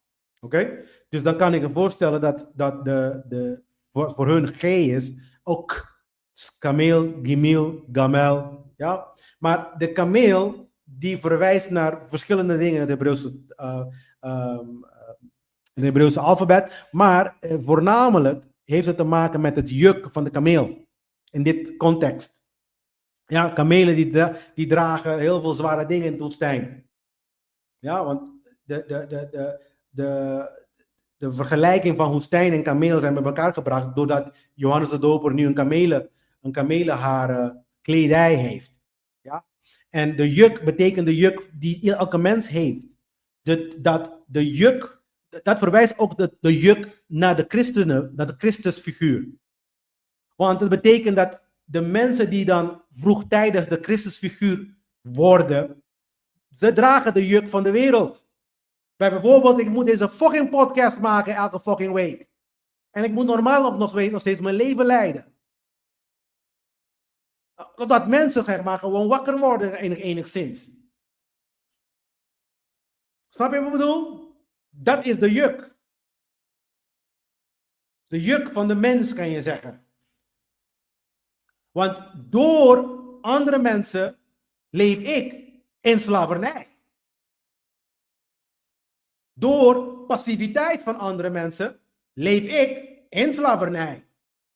Door corrupte gedachtegangen, dat er altijd een hiërarchie moet zijn en dat de meesters en slaven moet zijn, leef ik in slavernij. Ik als persoon ben geen slaaf. Maar rondom me heen, alles wat ik doe, als ik naartoe wil gaan, allemaal slaven.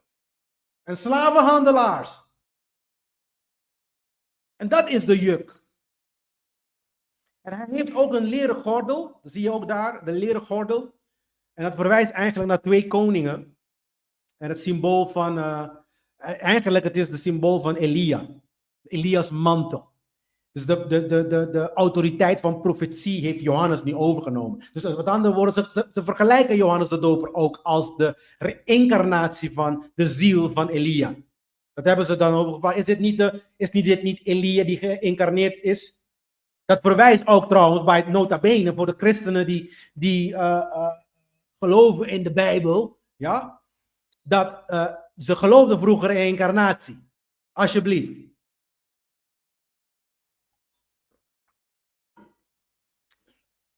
En deze figuur die at ook sprinkhaan en honing. En de sprinkhaan die komt terug in Openbaring. En als ik me niet vergis was het ook in Egypte een van de plagen. Ja? De sprinkhaan heeft te maken met het einde van een tijdperk. Een einde tijdperk. En het begin van een nieuwe tijdperk. Betekent op het moment dat de Christusfiguren gaan opstaan, dat wij allemaal Christus worden. In ieder geval 50% mensen. Dat dit tijdperk voorbij is. De tijdperk van slavernij. Die vervaagt. Die gaat weg. En dat is wat we willen. We willen vrij zijn en moreel zijn. Zodat we veilig kunnen samenleven. Dat is wat iedereen wil. Men wil niet Trump hebben aan het schieten hoor. Men wil ook niet mijn excuses mensen. Ik weet niet eens meer de naam van de president van Nederland. Want eigenlijk allemaal geen donders, geen. Maar goed. Enfin, zoals ze zeggen in het Frans. Ja. Maar nobody's fucking care. Er zijn psychopaten. Die op een of andere manier ambtenaren toestaan dat ze invloed hebben op mijn leven. Omdat ambtenaren denken dat ze aan het goed doel aan het meewerken zijn. Ze zijn kosmisch verantwoordelijk. Ik stel ze als een Christusfiguur kosmisch verantwoordelijk. Kan je nog herinneren dat Jezus in de Bijbel mensen aan het vervloeken waren en dat soort dingen? Dat kan een Jezus-figuur doen. Als jij dit principe volgt en jezelf transformeert in een moreel persoon. Dus daarom stel ik ze kosmisch verantwoordelijk. En ze zullen betalen voor wat de fuck ze aan het doen zijn. En de honing is de kennis. Hij at sprinkhanen en honing. En honing verwijst naar de kennis. Gnosis. Ja? Dat is het beloofde land ook. Daarom is het beloofde land, zeggen ze, het vloeit van melk en honing. Dus op het moment dat je de Christusfiguur hebt bereikt, dat is het beloofde land, ja, dan vloeit het met kennis. Want de Vader zelf, die is in je. De vuur. Dus in dit geval, alchemisch gezien, de woestijn is Nigredo. Alchemisch gezien, ja, is Nigredo. De waterdoop is de oplossing, dat is Citrinitas of Albedo. Ja, de vuur, ja, wat verwijst in Lucas volgens mij. Hij zal dopen met vuur, dus de Christusfiguur zal dopen met vuur. Dat is dan rubedo. Dat is dan de uiteindelijke transformatie. Je bent op een gegeven moment moreel. En als je moreel bent, dat komt met cadeautjes. Dan krijg je niet alleen maar heerschappij over de elementen intern, maar ook de heerschappij over de uitelementen daarbuiten. Maar het moet eerst via de morele kant gaan, mensen. En zolang je het niet hebt, dan ga ik altijd winnen.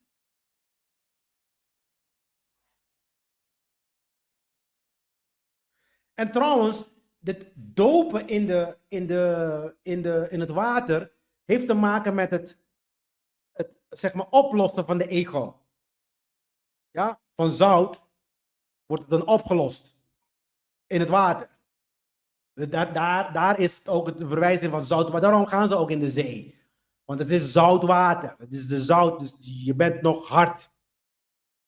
Maar zout is ook uit stukjes die je verdeelt zo. Dat is de kabbalistisch of de, laat me het even zo zeggen, de Joodse versie, variant van de Egyptische variant van Osiris.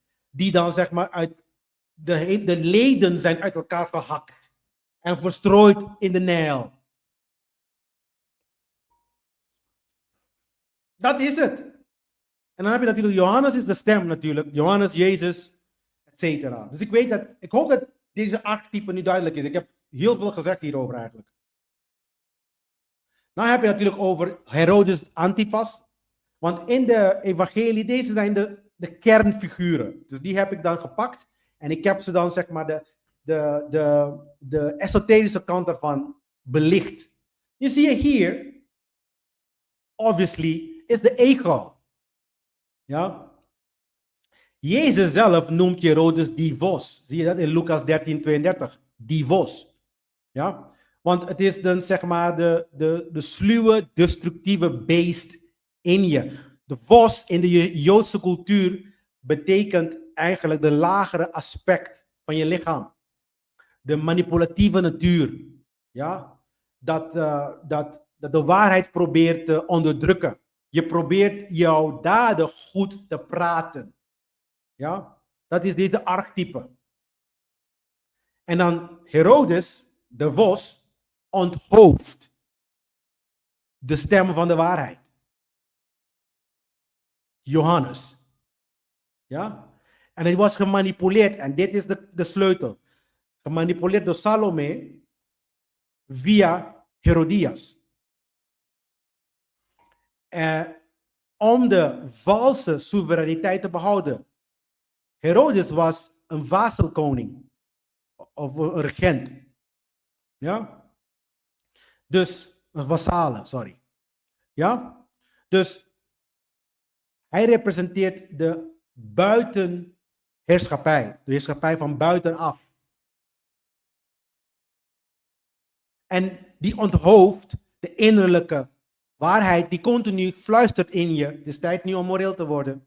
Het is tijd nu om deze instanties weg te poetsen. Het is tijd nu om iets te gaan doen met je leven dat daadwerkelijk iets uitmaakt. Het is tijd nu om je echte ware zelf te volgen. Het is niet tijd dat je gaat transformeren in Christus. Ja? Dit doe je fout, de innerlijke stem. De profetische stem. Die praat continu met iedereen hoor. Maar de buitenwereld die komt en die fluistert iets bullshit in je oren. En laat je het los. Dan luister je niet meer naar waarheid. Je luistert naar die bullshit van de regering. Of van de koning. Of weet je wat de fuck deze psychopaten zijn. Ja? Het is letterlijk een tiran. Herodes. Letterlijk een tiran. En die ongehoorzame mensen onthoofd. Dat is letterlijk wat hij doet. Het is een tiran aan de macht. We vinden je niet leuk wat je zegt. En we gaan je doodmaken. Hoe vaak is dit al gebeurd in de wereld? Hoe vaak is dit al gebeurd in de wereld?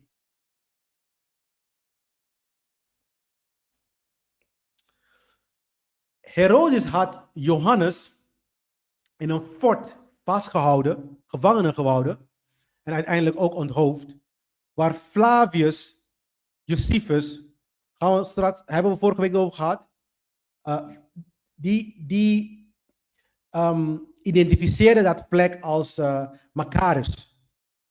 Maar Machaerus betekent, het is zwart. Ja? Toevallig, ik denk niet dat het toevallig is, maar de Machaerus is Uiteindelijk heeft Josephus, dus Flavius Josephus was een Jood, mensen. Een historicus. En ik heb vorige week over gehad, die is geleefd na de tijd van Christus. En hij heeft dan zeg maar verhalen geschreven over de Jodendom in verdediging van de Jodendom. En hij heeft ook verhalen geschreven tegen de Egyptische verhalen van de Hyksos. Want blijkbaar de Hyksos verhaal portretteert de Joden als lastige volk. En dat vond hij niet leuk, want hij was zelf een Jood. Ja, en maar goed. Maar ik zeg altijd, waar er rook is vuur. Dat is een gezegde volgens mij. Dus al deze mensen kan niet bepaalde inkijk hebben op deze mensen en dan denken dat niks aan de hand is. Als iedereen zegt, oh, Glenn steelt, en ik kom naar buiten, ik steel niet hoor. Maar waarom zouden ze zeggen, waarom zou iedereen zeggen dat dan? Van elke fucking periode. Dus er is iets aan de hand. Maar dit is zogenaamde fort. En ik heb dit gezien als de fort van de ego. De ego die zoekt zijn toevlucht in die fort van de Macarus. Ja? Maar het is een vulkanische rots. De ego die wil standvastig zijn. Hij wil niet anders geloven. Nee, het kan allemaal niet waar zijn, man. Het kan allemaal niet waar zijn. Huh? Het kan allemaal niet waar zijn. De regeringen zijn toch daar om omdat ze ons lief hebben. De religie is toch daar om mensen te helpen. Nee, het kan allemaal niet, joh. Dat is de ego. Die probeer je in te houden. Op het moment dat je je ego, als je jezelf schoonmaakt van deze onzin, stoppen met luisteren naar deze idiote pastoren, ja, dan lost de ego op, dan is het tijd en dan is er plek vrij om te leren. De ego is hard. En het is gebaseerd op rigide geloof. Vooral dat, rigide geloof, want niks is bewezen. Niet in de kerk, maar ook niet bij de politiek. Je moet maar geloven dat ze dan jou lief hebben. Ja, niks is bewezen. Als je het 1 keer doet, dat is nog niks voorbij hoor. De schijn van liefde geven ze je. Zogenaamd. Ja. Als je die mensen lief hebt, ga je niet oorlog voeren. Als je mensen liefde hebt, dan ga je oorlog niet sponsoren. Ja? Als je mensen liefde hebt, laat je ze vrij wanneer ze niet mee eens met jou zijn. Ja? Je gaat niet deurwaarden sturen en zijn spullen stelen. Want het is stelen. Als je mensen lief hebt. En dan komt de ego met het hardhouden van het systeem. Maar hoe zit het nou? Even kijken. Correcto. Ja. Als je mensen lief hebt, dan ga je inderdaad gewoon jezelf aanpassen. Mensen zijn gewoon heel raar hoor. Ze kunnen wel A zeggen, maar ze doen B. Het is aan hun daden, zul je ze herkennen. Nergens anders. Ja, als ze oorlog voeren, dan weet je hoe laat het is. Ze houden niet van mensen. Dus het is nu tijd dat we nu gewoon zeggen van nee, niet meer. Tot hier en niet verder. Wat ik eigenlijk zelf vind dat het best wel te laat zijn. Hoeveel bloed moet er vloeien, mensen? Hoeveel bloed moet er vloeien, zodat men gaat leren? Maar hier bij Herodes is wat ik dan noem de corrupte drie-eenheid aan het werk. Daarom zie je daar Herodes. Dan zie je daar die 2 vrouwen daar aan de zijkant. Eentje is Salome en die andere is Herodias. Nou, om te starten, Johannes de Doper, die was fel tegen Herodes. Omdat Herodes volgens Joodse wet overspel heeft gedaan. Omdat Herodias, de vrouw van Herodes, die was getrouwd met Philip Dat was de broer van Herodes. Dus Salome is de schoondochter van Herodes, Antipas. Niet Herodes de Grote, Herodes Antipas. Ja? Dus de eerste man van Herodias was Philip. En de dochter is Salome. Nou, Herodes die is een beetje ja, ik weet het niet, een ijdel persoon kan je zeggen. En die heeft gevraagd om Salome om voor hem te dansen. En Salome, en die zei tegen Salome, well, ik geef je alles, zelfs de helft van mijn koninkrijk, als je voor me danst. Dat is natuurlijk de verlangen, de vleeselijke verlangen, die dan overneemt. Ja? Dus wat ging Salome vragen? Salome ging vragen voor het hoofd, maar dat heeft Herodias, dus de moeder van Salome, heeft gefluisterd in Salome's oor. Want Herodias die vond het niet leuk dat Johannes de Doper continu voor een smoel ging praten en de waarheid ging spreken over zijn onreinheid gedrag. Dat er incest gebeurt binnen de familie. Dat is de reden waarom ze de Johannes uiteindelijk hebben vermoord. Een hele stomme reden eigenlijk. Ja? Dat is dan de corruptie. Uiteindelijk, dan zie je de zwaard ook daar. De zwaard in tarot ook. Voor de mensen die de tarot hebben gekregen van mij. Die representeert intellect. Niet intelligentie. Intellect. En de Herodias representeert de emoties. De corrupte emotie. En Salome representeert corrupte passie. Kan je niet vergeten van mijn archetype? De vader, de moeder. En dan heb je natuurlijk de dochter en de zoon. En de dochter representeert eigenlijk passie. De zoon representeert actie trouwens. De dochter representeert, in dit geval is Salome is de dochter, die representeert passie, maar corrupt. En de Herodias is geen no-brainer, die is de moeder, is een no-brainer. En en Herodes zelf, die representeert intellect, dus de zwaard. Daarom heet het plek ook zwaard. Machaira, dat is dan de Griekse woord voor de fort. Machaira. Dat betekent zwaard. Ja? Dus ik hoop dat dit archetype nu heel duidelijk is. Ik neem mijn tijd hier, mensen, sorry. Maar aan de andere kant hebben we ook de heilige moeder. De moeder op de juiste manier uitgevoerd. Maria, de moeder van Jezus. Ja? Die zorgt voor de mannelijke energie. Is een zorgende, hoe noem je dat? Een zorgende energie. Je hebt natuurlijk de Maria Magdalena. De toegewijde moeder, de toegewijde vrouw. Ja? Je hebt natuurlijk de Esther, de moedige vrouw, die de hele volk redt. En dat is ook de reden waarom ik denk, persoonlijk, dat redding komt van vrouwen. En onze ondergang ook. Want als een vrouw tegen de man zegt van, wel, ik wil je niet hebben als je niet moreel bent, dan ga je zien hoe snel mannen moreel worden. Want dit is al gebeurd. Een plek zonder een samenleving zonder vrouw is hel. Je zal allerlei soorten mooie technologieën zien wel hoor. Alle soorten auto's en vliegtuigen en al die andere dingen. Maar de essentie waarvoor mannen dingen doen, heeft te maken met de vrouwelijke energie.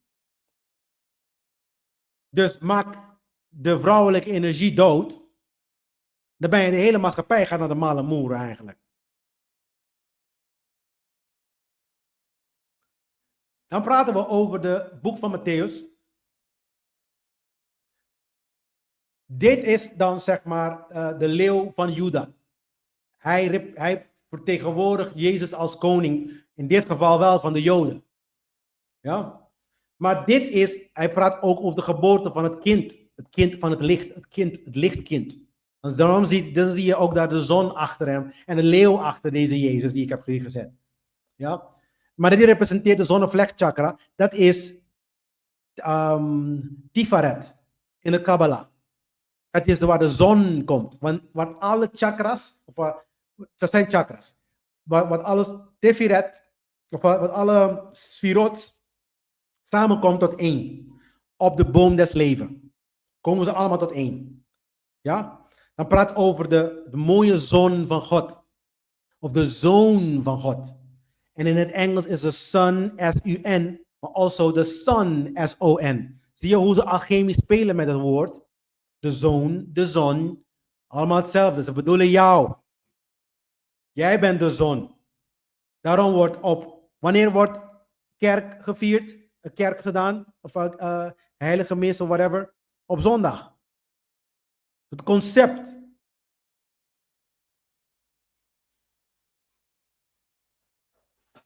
Maar hij protesteert, hij begint met de stamboom van Jezus, zodat hij dan zeg maar hem als koning kan vestigen. Want hij moet uit de stam van David komen. Niet vergeten, de verbond met David. In het begin van dit. Hij moet het via die stamboom moet het komen. Ja? Chuck Missler is een van mijn favoriete christelijke leerkrachten. Toen ik christen was, keek ik heel vaak naar hem. Hij is, naar mijn inziens, hij heeft heel veel dingen kunnen uitleggen. Maar natuurlijk mist hij de esoterische kant. Dus ik heb de esoterische kant van andere esoterische leerkrachten geleerd. En de exoterische kant, dat is dan zeg maar religies, en vooral de christendom, die komt vanuit hem. Daarom heb ik ook een hele uitgebreide repertoire van dit verhaal, want ik studeerde deze gast. Ja? Dus die weet je dat, is ook, ik bedoel, die kennis die hij brengt en de link die hij legt, zijn niet esoterisch natuurlijk, maar hij geeft je binnen de geschriften zelf, geeft hij jou heel mooie samenhangen. En dan, als je dan hetgene doet wat ik nu doe, daarbij zet, dan is het plaatje helemaal compleet. Ja? Dan is het niet alleen maar een Jezus, een halleluja, glorie God, bullshit. Ja? En hij heeft dan, zeg maar, de Matthäus verdeeld in 5 belangrijke, wat hij dan noemt, discourses. En dat is natuurlijk dan de bergreden, de parabelen, et cetera. En hij ziet dan, zeg maar, Matthäus, of zelfs Jezus, als de vervulling van de Torah, van de wet. Ja? Wat ik eigenlijk ook mee eens ben, enigszins, maar niet in de vorm van een externe Jezus. Want wanneer jij, zeg maar, als Christusfiguur volgens een harmonie leeft en in harmonie leeft met de natuurwetten, dan ben jij in harmonie met de kosmos. Dan ben jij de vervulling van de wet zelf. Ja, want je doet wat de wet... Ik bedoel, als jij weet dat als jij mangozaad zaait, ja, dat je mangobomen krijgt, dan is het logisch dat als je dat begrijpt, dat je als je mango wil hebben, dan ga je mangozaadjes planten. Niks anders.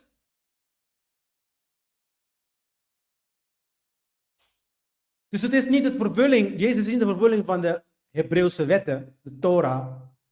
Het is wel de wet, als in natuurwet. En dus dat is dan wel de vervulling van de esoterische Jezus. En de mystieke, de Christus-archetype.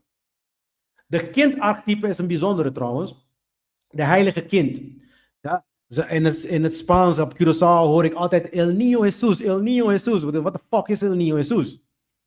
Ja, het is een kind, het is een Horus-kind. Die geboren is eigenlijk uit Osiris en Isis, ja, in Egypte. En die Osiris, Assar, die is natuurlijk in stukjes, volgens de mythologieën, is hij in stukjes geknipt, ja, en in de zeeën verspreid. En Horus, die wou wraak nemen voor zijn vader, volgens de Egyptische mythologieën, tegen Set, tegen het kwaad. Ja?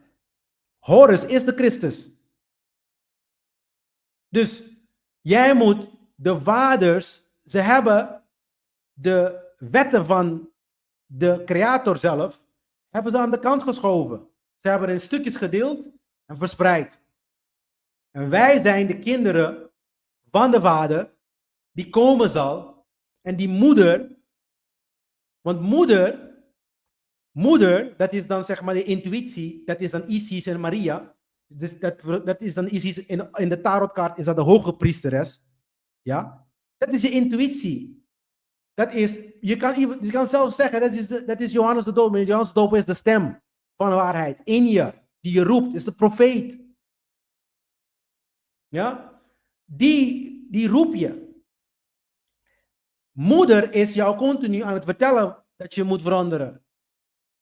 En dan dat kind, Horus, want moeder ging de waarheid, dus Osiris, bij elkaar schrabbelen. Bij elkaar, dus dat volgens de Egyptische verhaal. Hij ging bij elkaar brengen. En om Osiris weer te doen herrijzen.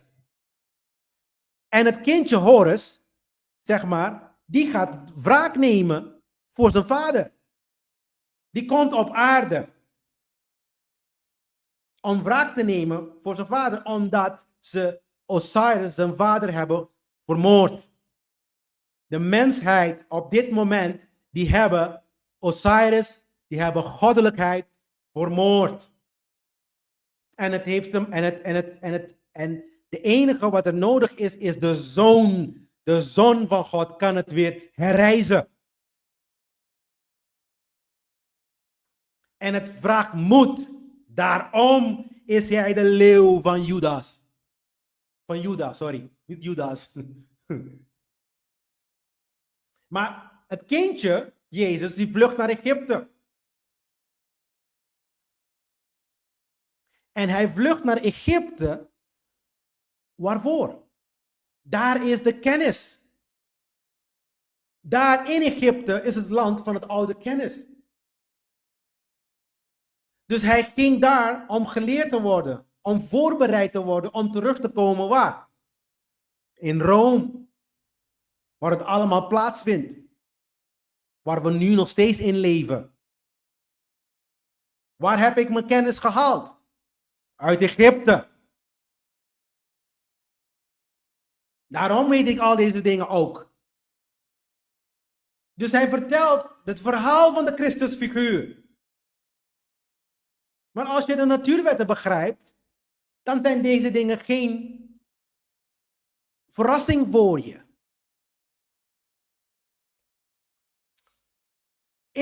In dit boek, in de Matthäus, zit ook de 9 zalingspreken. Dat is een inwijdingstrappen. Dat zijn inwijdingsstappen.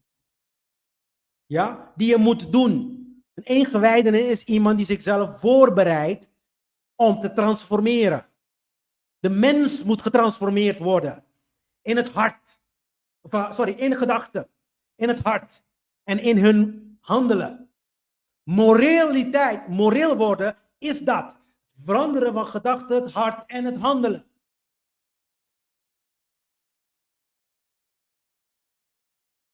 Dus er is 9 bergreden of zalingssprekingen. Ja, in Matthäus. Zalig de armen van geest, want hun is de koninkrijk van God. Dat is dan hij zegt van dat je dan de armen van geest verwijst naar leegte. Dus je moet jezelf eerst legen, zodat hij nieuwe kennis in je kan maken. Haal die idiote geloofssystemen weg, dan stopt die nieuwe dingen erin. Zalig is de treuren, want zij zult vertroost worden. Transformatie van pijn. Zalig de zachtmoedigen. Zalig de hongeren. Zalig de barmhartigen. Zalig de reinig van hart. Zuiveren als tempelritueel. Je moet jezelf zuiveren. Zalig de vredestichters. En zalig degenen die vervolgd worden. Maar dan weet je dat je iets goeds hebt gedaan. Aan het doen bent. Ja? Dus ik weet dat dit nu duidelijk is. Niks te maken met een echte Jezus. Het heeft te maken met jou. En trouwens, de eerste, Matthäus, is vuur, element vuur. Dit is Marcus, dat is water. En die brengt Jezus, en dit is ook stier trouwens. Dus het is een stierensterrenstelsel. Dus, wacht even, de stier, nou, sorry, ja, dat is de stier. Ja? En de andere, die vergelijk ik, dus de eerste, die vergelijkte ik met, laten we even kijken.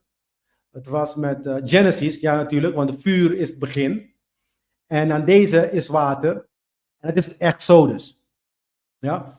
En het heeft te maken met de sacrale chakra, emotionele zuivering. Daarin staat 42 terstons. Lijkt op de 42,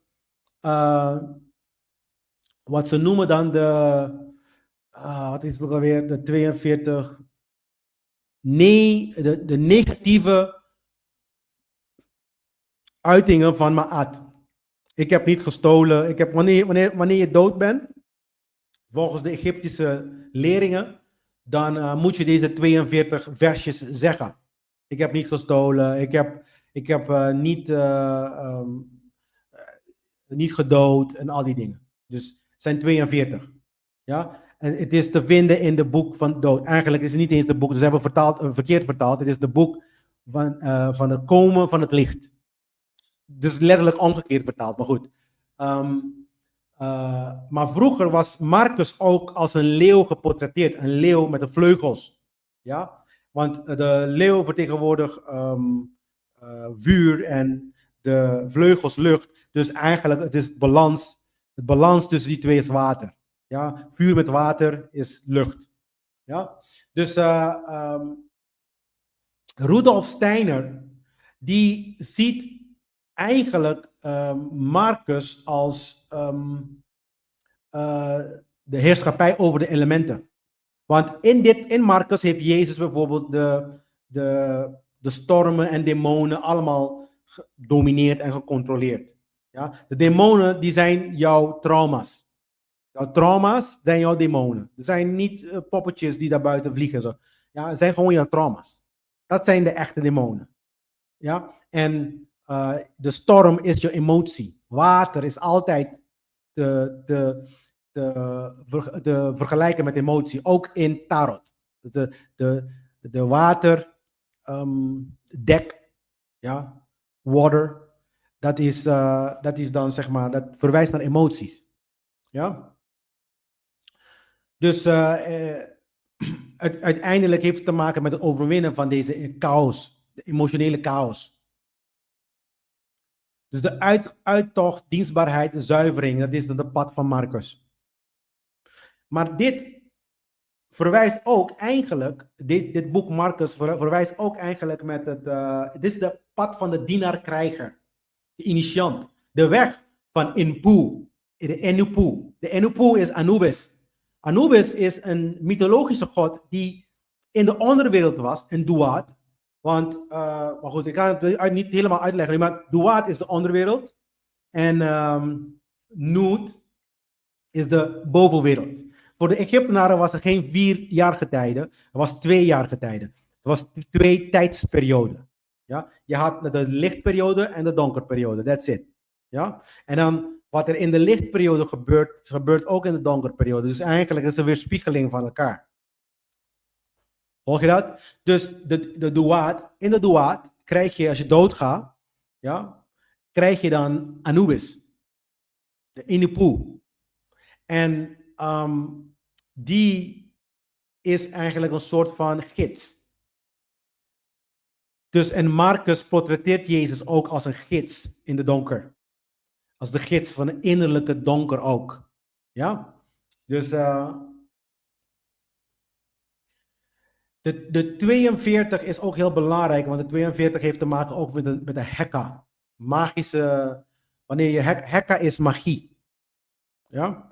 Dus vandaar ook de 42. Dus het heeft te maken met de woorden die je spreekt en et cetera. Dus ik ga het nu niet hierover hebben. Ik ga een andere dag hiervoor vrijmaken. Maar in ieder geval, dit verwijst naar al deze concepten.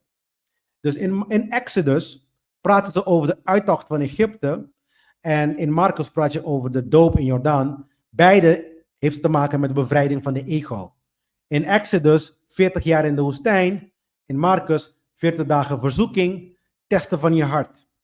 In Exodus Rode Zeesplitsing. In Marcus storm wordt bedaren. Dus het wordt gecontroleerd, gesust.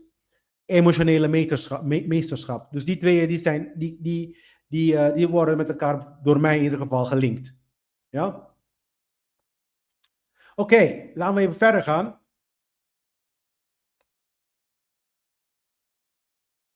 Dus uiteindelijk, Marcus die portretteert Jezus als de dienaar.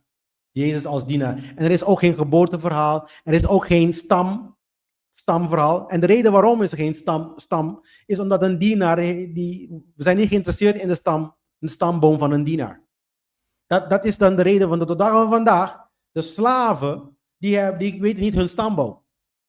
Dus zo denken de mensen, zo dachten ze ook vroeger. Er is geen reden om dat vast te zetten. Ja? Van mijn kant van mijn vader kan ik tot 1800 gaan, zelfs verderop, want hij komt van een Europees stamboom. Van mijn moeders kant, die komt uit Afrika, slaven dus, niks te vinden hoor.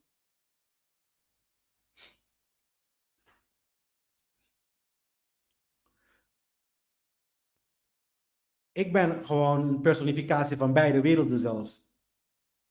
Oké, dus dan hebben we natuurlijk Lucas. Lucas die portretteert Jezus als de mens, vol met compassie, met liefde.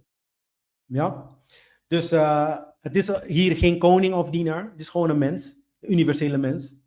De focus is natuurlijk op vrouwen, vandaar compassie, ja.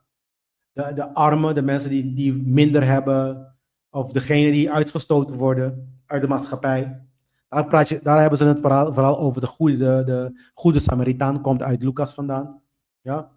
Dus de lucht, dit representeert lucht, dat is dan zeg maar de hartchakra. Communicatie, verbinding, universele liefde, daar heeft het allemaal over te maken hier. Blavatsky, dat is een occultist, net als Rudolf Steiner. Blavatsky is ook een occultist. Hij zegt dat de Lucas-engelen zijn bewustzijnsstormen. Ja? Dus dat is... hier krijg je ook trouwens de parabelen over de verloren zoon, als ik me niet vergis. Oh ja, ik heb het ook hier opgeschreven. Ik heb ook hier op de ding geschreven daar. Ja. Dus de verloren zoon. Dus de symbolieken zijn eigenlijk hierin, heb ik gevonden, de Hathor-aspect van de Christus, de vrouwelijke aspect. De Hathor-energie, waar Maria en Elisabeth, Isis en Neftis, ja. Neftis, dat is Nebet-Het, ja. We vertalen in het Engels Neftis. Zijn de vrouwelijke mysteriën.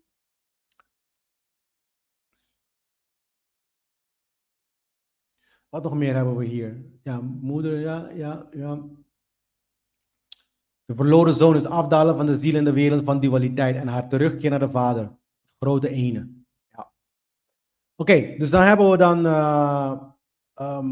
de samenkomst eigenlijk van kennis en liefde.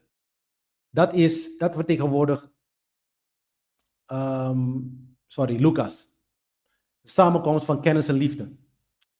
Ik heb dit sheet. Deze sheets zijn te downloaden, mensen, bij de aflevering zelf. Dus don't worry.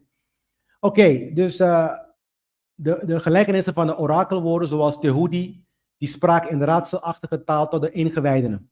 Dat is wat Lucas heeft ook, praat ook in parabelen en dat soort dingen. Dus met wijze woorden. Dus dan zie je daar Jezus spreken met wijze woorden. Dat is Tehudi. Ja, het is intellect. En dan heb je zeg maar het focus op vrouwelijke energie, Maria en Elisabeth. Dat is Isis. Die twee moeten bij elkaar komen. Ja, en dat is het hele verhaal van de compassie hebben. Dus je moet je hoofd gebruiken, maar je houdt compassie. Ja. Dus nou ook al weet ik dat bepaalde dingen niet kloppen en bepaalde dingen niet kunnen, heb ik nog steeds een vorm van compassie. Ja. Maar dat betekent niet dat ik compleet dingen ga accepteren. Dus ga niet verkeerd inschatten bij mij. Dan hebben we over Johannes. Johannes de laatste evangelie, kan je zeggen. Nou, voordat ik verder ga met Johannes, niet vergeten, de Lucas presenteert de Christus de kosmische moeder en magier. Het is dan de samenkomst van wat ik net zei, de moeder en de vader bij elkaar. Ja, dat is de Christus, dat is de mens. Dat is wat eigenlijk hoe we mensen zijn geworden. Ja. Johannes portretteert de Christus als de zoon van God.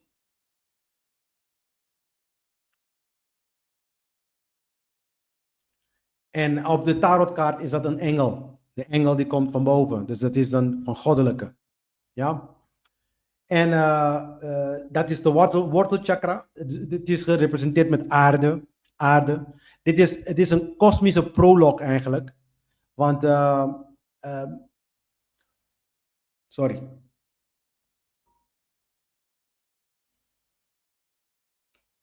De mystieke diepte daarvan is bijvoorbeeld, hij praat hier van ik ben.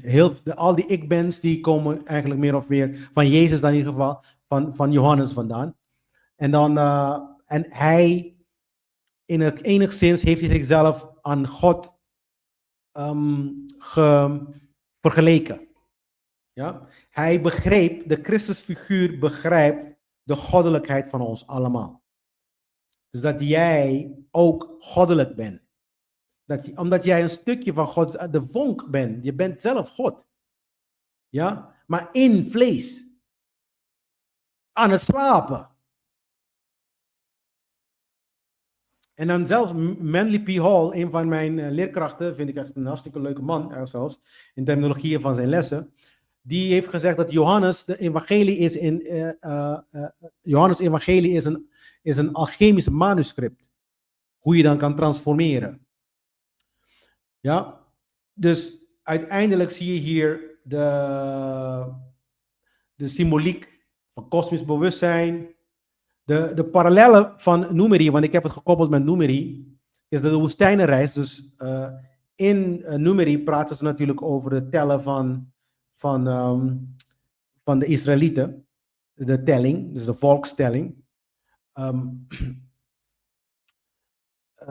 En het is hier te vergelijken met spirituele codificatie. Dus hierin krijg je de ik-bens. Het is gecodificeerd. Dus eigenlijk met de ik-bens kan je jezelf eigenlijk transformeren. De Asher. Asher. De Asher Chaim. Ik ben leven. Asher. Asher Chaim. Asher. Eye. Asher. Dat betekent ik ben wie ik ben. Maar het is hetzelfde als de uitspraken van zelfs de Netero-identificatie. Ik ben Kefri, de Keferi in de morgen, Ra in de middag en Atum in de avond. Ja, dus de Ra Atum. Oké, dus in Johannes de 1 Johannes portretteert hij als de zoon van God. Want hij begint ook van, in het begin was het woord, en het woord was van God, in het begin was het woord, en het woord was, in het begin was het woord, en het woord was met God, en het woord was God. Ja, dat was het. Ja. Dit heeft te maken met Egyptische Hekka. Dus de Hekka in Egypte. En trouwens, de Hekka is magie. Maar de magie komt uit Sekhem energy. Wat we dan tegenwoordig de Kundalini noemen. En in de christelijke folklore, de christelijke mythologieën, heet die de Heilige Geest. Het is hetzelfde. Alleen, niet vergeten, in de tijdperk van Rome hebben ze dan zeg maar de Christusfiguur geïntroduceerd. Daarvoor was er geen Christusfiguur. Daarvoor was de archetype van de Christusfiguur. Ja? Dus goed, niet vergeten. Dus de ik ben uitspraken is een transformatie uitspraak. Ja? Daarom zeg ik tegen mensen ook, je moet niet tegen jezelf dingen liegen. Ja? Je moet gewoon hetgene wat je wil. Want dit is iets dat heel erg bekend is bij occultisten. Het woord becoming, het wording, inwording. Ja? Dus eigenlijk, Asher, ik ben geweest en ik ben nu en ik zal altijd zo zijn. Dat is inwording. Dus dat betekent, je kan transformeren en worden wat je wil. Je moet alleen maar de stappen weten om die transformatie te activeren. Ja? Dus, oké, nou, ik ga gewoon verder hier. We zijn bijna klaar, mensen. Dus de handelingen. Handelingen gaat over de kundalini. Dat is dan de handeling gaat over de kundalini, de geest. De geestuitstorting, et cetera. Je wordt een bange discipel naar moed. Even kijken, vraag je, welke versie van de Bijbel zou je de originele context vinden? Waar jij nu over vertelt.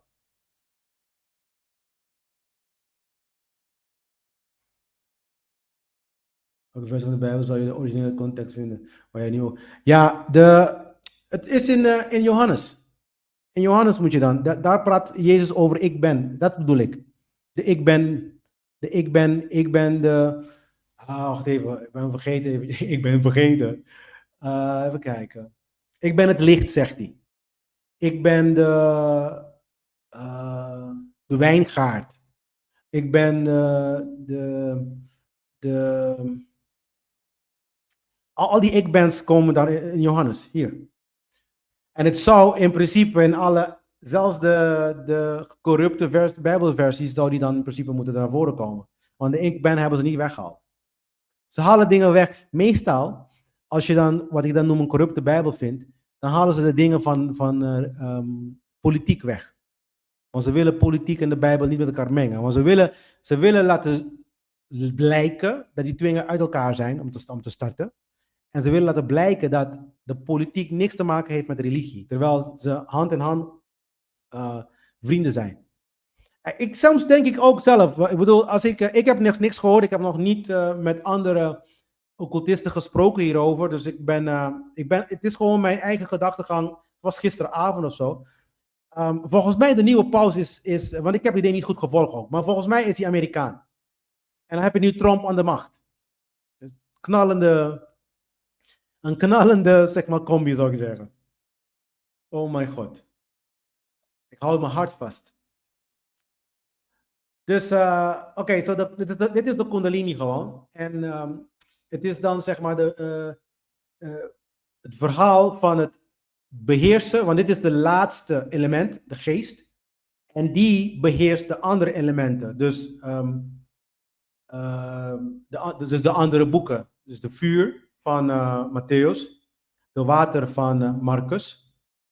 Ja, de vuur van Matthäus, de water van Marcus, de aarde, zeg maar, de lucht van Lucas en de aarde van Johannes. Die 4 elementen die worden nu beheerst in de 5e element, dat is dan de geest. Dat is dan, zeg maar, de kundalini, de Sekhem energy van de Egyptenaren. Dus waar ik naartoe wil gaan is namelijk dit. Er is iets dat heet de Sekhem energy, de kundalini waar de Oosterse mensen al jaren over prediken. Ja? Dit komt terug in de katholieke kerk, in de protestantse kerk terug als de Heilige Geest. Ja? En het is niet tongen spreken en al die andere onzin die men heeft van gemaakt. Ja? De tongen spreken zijn de hekka, dus de magische woorden die je leert om uit te spreken. De geïnitieerde leert die woorden om uit te spreken, waarbij je dan, zeg maar, de elementen daarbuiten en de elementen binnen kan controleren. Elementen binnen, vuur, intellect, water, emotie, je kan ze beheren. Ja, lucht en aarde, die zijn passie en actie. Ja, dat zijn die elementen. Als je de geest hebt, dan leer je die dingen te beheren intern en extern. Oké. Oh, dat was heel veel, mensen. Maar mijn laatste punt die ik wil maken vandaag is Mazzaroth. Dit heb ik helemaal uitgebreid besproken in mijn... ik heb het uitgesproken in een Kabbalah-serie, maar ook in de satanische, het occulte onthuld, satanisme, donker occultisme eigenlijk, heb ik dit helemaal uitgebreid besproken. Maar de 12 discipelen, want we gaan nu de tijdperk van de discipelen in, Er waren de discipelen van Jezus en daarna komen andere discipelen. Dus na Handelingen komen andere discipelen. Maar de discipelen van Jezus, die zijn 12 in totaal. Die zijn de 12 zodiacs tekens. Ja? In Job, in de Bijbel, staat de Mazarot, de dierenriem. De zodiac. Dus trouwens, als jij de christenen boos wil maken, dan kan je dan refereer je naar Job, naar dit verhaal. Ja? Dat de zodiac daar komt, want ze zijn natuurlijk, het is allemaal satanisch, de zodiac. En als je ze nog boos wil maken, dan vraag je ze, waarom heeft God Satan Job laten beproeven? Zeg maar, waarom heeft in Job, zeg maar, Satan invloed gehad op God om Job te laten beproeven?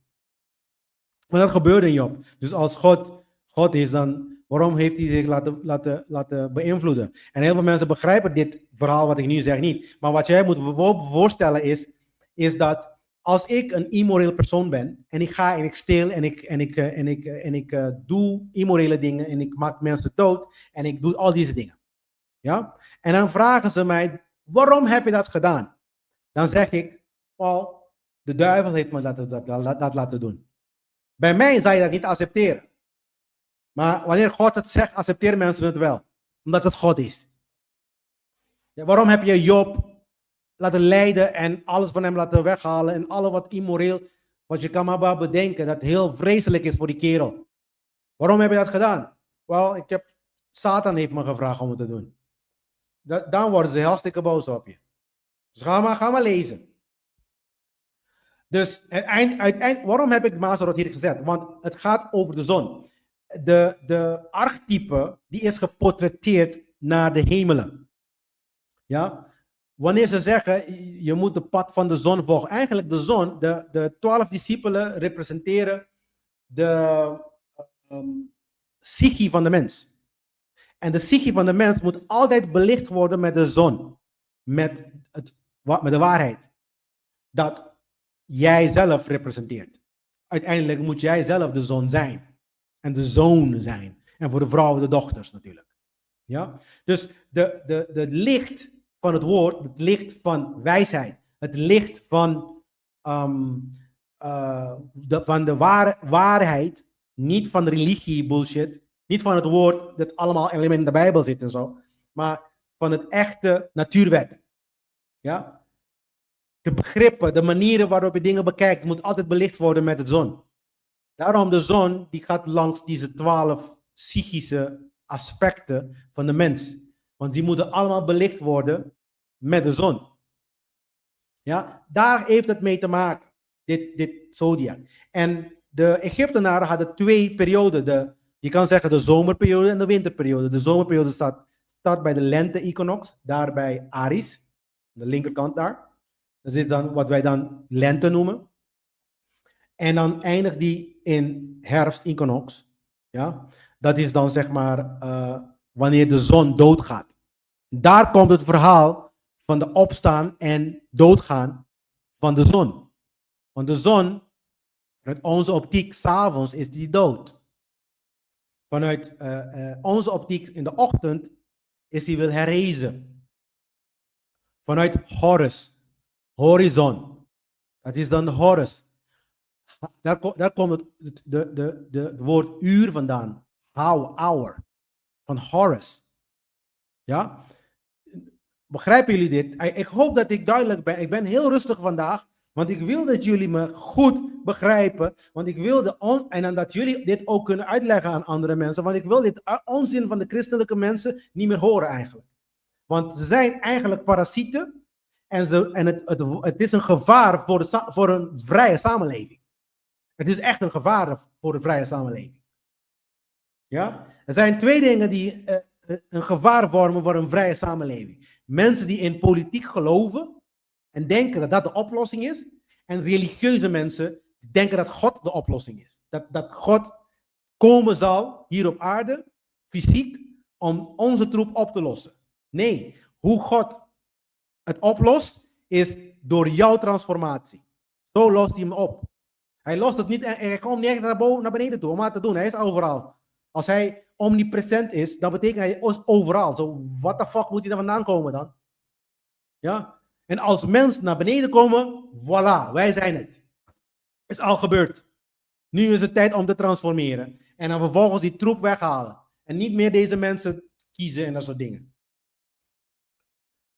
Maar goed, ik ga dit niet meer uitleggen, mensen, want ik heb het heel goed uitgelegd, maar ik heb het hier gebracht ter herinnering dat de Mazarot staat in de Bijbel. En ik heb de Mazarot besproken in Kabbalah. Uitgebreid. Elke zodiac teken, symbool, heb ik uitgelegd ook. In de vorige, volgens mij, de vorige seizoen of de seizoen daarvoor. Van de Kabbalah. Nee, niet de seizoen daarvoor. Oké? Goed. Dit is ook deel, dit heb ik voor jullie gemaakt, hou ik van, om matrixen te maken, om dingen met elkaar te binden, zodat jij een beetje een idee krijgt. Dit is psychisch. Als de 12 discipelen staten van je psyche zijn, dan kan ik ze ook koppelen met de stammen van Israël. Die zijn ook 12 in totaal. Dan kan ik het ook met de ware betekenis en ook met de zodiac. Want de stammen van Israël zijn ook gekoppeld met de zodiac. Dus via de zodiac concept krijg je dezelfde idee van de psychische standen. Oké? De enige verschil is, maar dat maakt eigenlijk heel weinig uit, dat ik een andere zodiac heb toegewezen aan de apostelen en ook aan de stammen van Israël. Want ik ben niet helemaal eens met de samenstelling van McGregor. McGregor Meters, by the way, die is een occultist. Die heeft dan de Golden Dawn begonnen. Ja, is een vrijmetselaar. Het is een vrijmetselaarsorde waar ze dan ze doen aan magie. Je wordt specifiek geleerd en samen met tarot word je dan geleerd om magie uit te voeren, et cetera. Dus dat is deze gast. Als je praat over Golden Dawn, dan is deze meneer, zeg maar, een van de belangrijkste figuren erin. Er zijn nog meer andere mensen ook, hoor. Bijvoorbeeld Aleister Crowley, die hebben ook Golden Dawn invloeden, et cetera. Maar goed, je hebt natuurlijk een Jood, kabbalist, dat is dan de Halevi. En die heeft het ook op basis van de Joodse volk, de 12 stammen, heeft hij ook zijn versie gedaan. En ik heb het gedaan, daar zie je mijn naam, daar Glenn Dram, daar heb ik het een klein beetje anders samengesteld. Oké? Dus je kan ze alle drie gebruiken, het is geen probleem. De betekenis, dat is eigenlijk de belangrijkste daarachter. En de esoterische kern is belangrijk. Dat heb ik hier gezet. Maar je kan natuurlijk op basis van deze met mijn andere matrix je kan het ook binden, zeg maar. Je kan het ook vergelijken. Maar dan kan je dan de stammen van Israël en de discipelen koppelen met de matrix van de Egyptische mythologie. Alles komen erbij. Maar hier heb ik geen plek meer. Dus je moet je dan hiermee doen nu. En dan, als jij mijn andere podcast hebt gezien met een andere matrix, kan je deze matrix gebruiken. Want al mijn matrix kan je bij elkaar samenvoegen. En dan kan je die dingen volgen zo. Ja? Ik weet, want Ivanisha die vindt dit leuk sowieso. Dus het is een beetje voor jou ook gedaan, Ivanisha. Oké, laten we praten. Laten we eindigen. We zijn nog 2 sheets of zo, dan zijn we klaar. Laten we praten over vondsten. Oké, dus de Macarus, dat is dan de fort van Herodes Antipas, die is gevonden. Hippipura. Maar het probleem dat ik hiermee heb, is dat de Macarus is genoemd door Josephus. Is genoemd door Josephus, het is niet genoemd in de Bijbel. Dus de Macarus, wij weten, laat ik even zo zeggen, wij weten dat de Macarus de fort was van Herodes door Josephus. Die was een Joodse historicus. Nergens anders. De Flavius Josephus heeft dat benoemd in zijn werk.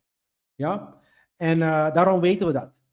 Maar dus vertelt hij dat ook? Vertelt hij mij iets over Johannes de Doper? Nee, ik weet niks over de Johannes de Doper. Bewijzen zijn er niet gevonden. Niet omdat de fort is gevonden, betekent dat Johannes de Doper heeft bestaan. Dat is mijn punt. Maar het is wel gevonden. Dit plek. En Josephus heeft het gezegd dat dat van Herodes Antipas was. En dat weet ik ook niet dat het waar is. Dus Het is een Jood die dat heeft gezegd. Ja? En het is ook een Jood nota bene die de Israëlieten en de Joden een goed belichting wil geven. Ook nog. Dus, I don't know. Eerlijk gezegd, ik vertrouw er geen meter van. Niet eens 1 centimeter. Ja? Maar voor de christenen die dan allemaal willen bewijzen dat Christus was op aarde en Johannes de Doper was hier. Maar er is geen ander bewijs. Geen bewijs voor Jezus zelf trouwens. Zie je daar in het oranje. Maar wel van een aantal bewijzen van historische figuren in de evangelieverhaal. Dus dit verhaal nemen we aan dat het van Herodes was. Dus we kunnen zeggen van Herodes heeft... Maar ze hebben ook meer dingen gevonden van Herodes trouwens. Ja?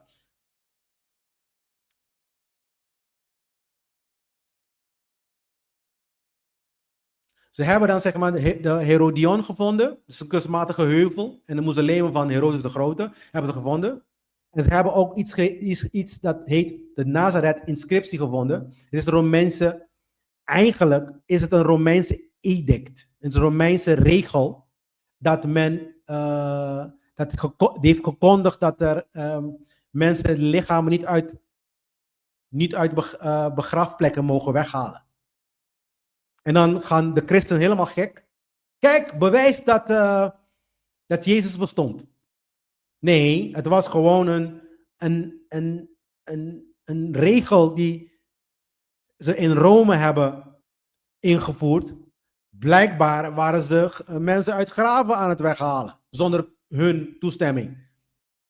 Maar het heeft niks te maken, en de verhalen in de Bijbel die kunnen ook parallel lopen met dat periode van, ja, dus ja.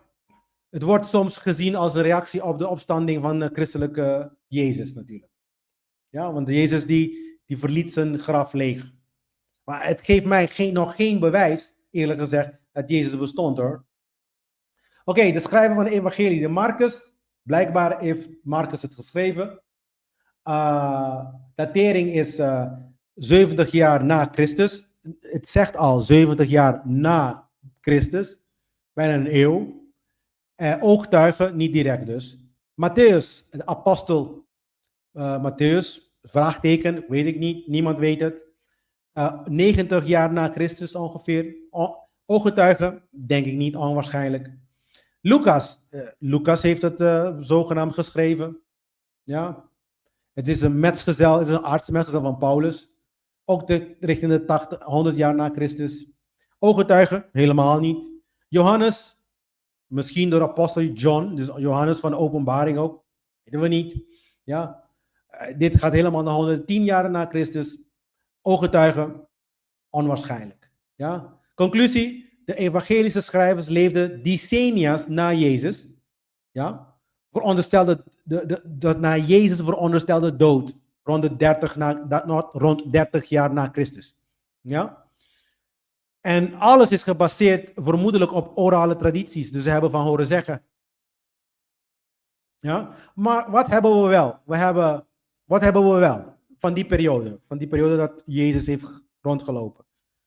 Blijkbaar, maar het is nog steeds na Christus. Maar dit is wat ze hebben als bewijs. Dit is voor de christenen. Dat is wat de christenen naar mij toe zijn gekomen. En dit is wat ze tegen mij hebben gezegd. We hebben het verhaal van de Romeinse historicus, die Christus heeft genoemd in zijn werk. Ja? Die onder Pontius Pilatus is geëxecuteerd. De manier hoe ik het lees is, ik bedoel, als ik er nu naar me rondkijk, zou ik zeggen dat Trump, de Christusfiguur en ook al die andere regeringsfiguren, de Christusfiguur, hebben geëxecuteerd, doodgemaakt, door mensen in slaap te houden. Ja? Want Christus is geen naam, het is een titel. Het is een archetype. Dus hij heeft gezegd dat Christus is vermoord. Betekent dat ze hebben alles gedaan, de politieke mensen hebben alles gedaan. En dat is ook inclusief religies bouwen en religies manipuleren. En zorgen ervoor dat je nooit achterkomt wie je echt bent. Dat is de Christus vermoorden. Dat is gebeurd hier. Dat heeft de Romeinse historicus verteld. Ja? En dan praat je over Josephus, dezelfde gast weer, Flavius Josephus. Die was ook niet in de tijden van Jezus.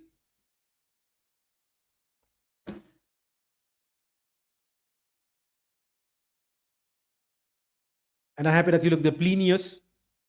Ja, die beschrijft dat de christelijke eredienst zogenaamd een Christus als een God. En dan natuurlijk de vroegere Paulus. Maar Paulus was ook niet daar in de periode van Christus. Dus er is geen directe bewijs. De evangeliën die praten dus over archetypen.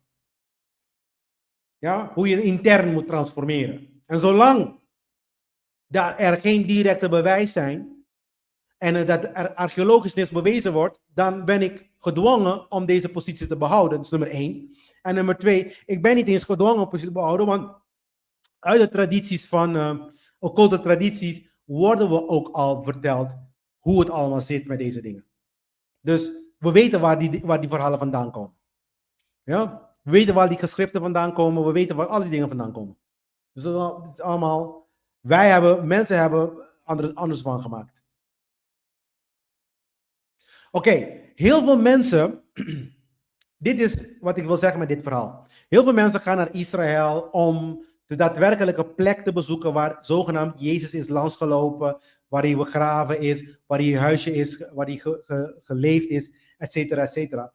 Dit zijn allemaal latere tradities geworden. 4 eeuwen later. Ja, Via Dolorosa, dat is zeg maar de plek waar Jezus zogenaamd zijn kruis heeft gelopen. 4 eeuwen later, jaren later. Ja, dus het is allemaal onzin. Archeologische onzekerheden. Nazareth is wel gevonden. Ja, maar in de eerste eeuw was Nazareth een soort van dorpje. En er was nog in Nazareth ook geen huisje gevonden van Jezus. Dus, I'm sorry mensen, ik wil jullie bubbel niet barsten, maar ga het zoeken. Als jij een christen bent en je bent in de kerk en ze hebben jou belazerd, want dat is het eigenlijk. De enige oplossing is wijsheid.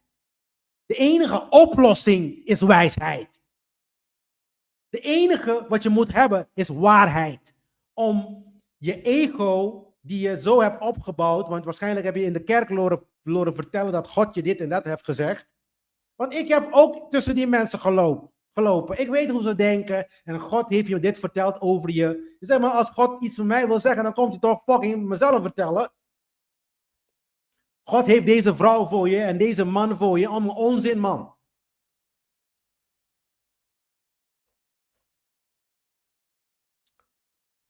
Maar wat ik wel heel vaak uit de tekst van de Bijbel zelfs leuk vind om te zeggen, dit is de laatste sheet. Ja? De stenen zullen roepen. Dat is een woord, dat is een verhaal dat Jezus heeft uitgeroepen. De stenen zullen roepen. Ja? Indien deze zwijgen, dus de mensen zwijgen, zullen de stenen roepen. Dat betekent dat de wetten van de natuur, inherent in de natuur zijn de wetten verweven. Dat zeg ik bijna elke fucking week. En die zullen getuigen zijn. En hoe? Door je lijden. De pijn en lijden van de wereld, dat is de bewijs. We lijden, we hebben pijn. Collectief als mens. Er is 1 miljonair of 1% miljonair die een klein beetje van zijn rijkdom misschien kan genieten. Met allerlei soorten zorgen, omdat hij dan al die geld niet wil gaan verliezen natuurlijk. Ja, die 1%. Het is een slavenwereld, mensen. En de archeologie is een vorm van bewijs, zodat je je geloof kan bevestigen. Je kan niet zomaar plakkeloos geloven. Als God iets daadwerkelijk heeft geschreven en staat in de Bijbel of whatever the fuck, hij zal dan zeg maar niet, waarom zou je dingen voor jou verborgen houden? Hij zou dan een archeologisch bewijs achterlaten voor je, zodat je het kan bewijzen, zodat je het kan zien. Hij is een God van het licht, toch niet van het fucking donker? Volgens de christenen. Ik heb geen probleem mee hoor. Want ik heb het boodschap al lang begrepen. En ik heb mezelf al lang getransformeerd. Gewoon moreel worden. Dat betekent niet stelen. En dat is een proces om getransformeerd te worden. Zijn er 12 stappen. Wat ik ook dan noem, de 12 sfirot noemen ze dat in Kabbalah. Dat is goed, en Kabbalah is het 10. want de andere 2 zijn verborgen. Eigenlijk 3 zelfs zijn verborgen. En dezelfde ook in Egypte. Daar heb je dan zeg maar de Paut Neteru, de boom van de goden. Dezelfde praat je over de chakrasystemen. Oké? Je moet elke chakra openmaken. Je moet de root chakra openmaken, controle over desires, de emotiechakra openmaken, de heart chakra, de throat chakra. Je moet gaan waarheid spreken en de derde oogchakra. Dan moet je dan zeg maar kennis en intellect opbouwen. Alle traditie, vanuit de Rozenkruis, vanuit vrijmetselaar, boeddhisme, zelfs de fucking islamieten, man.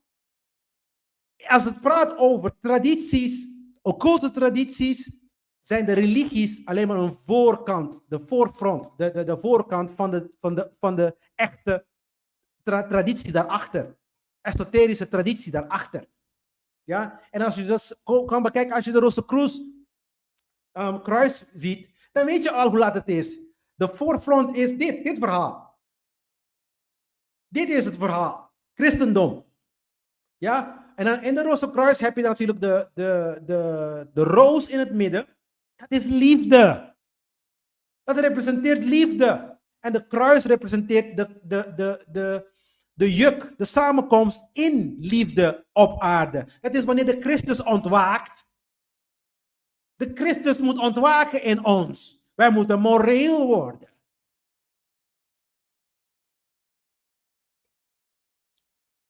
Maar goed mensen, dit was het voor vandaag. Ik heb hartstikke veel genoten van jullie. Ik heb vandaag is mijn langste podcast ever geweest.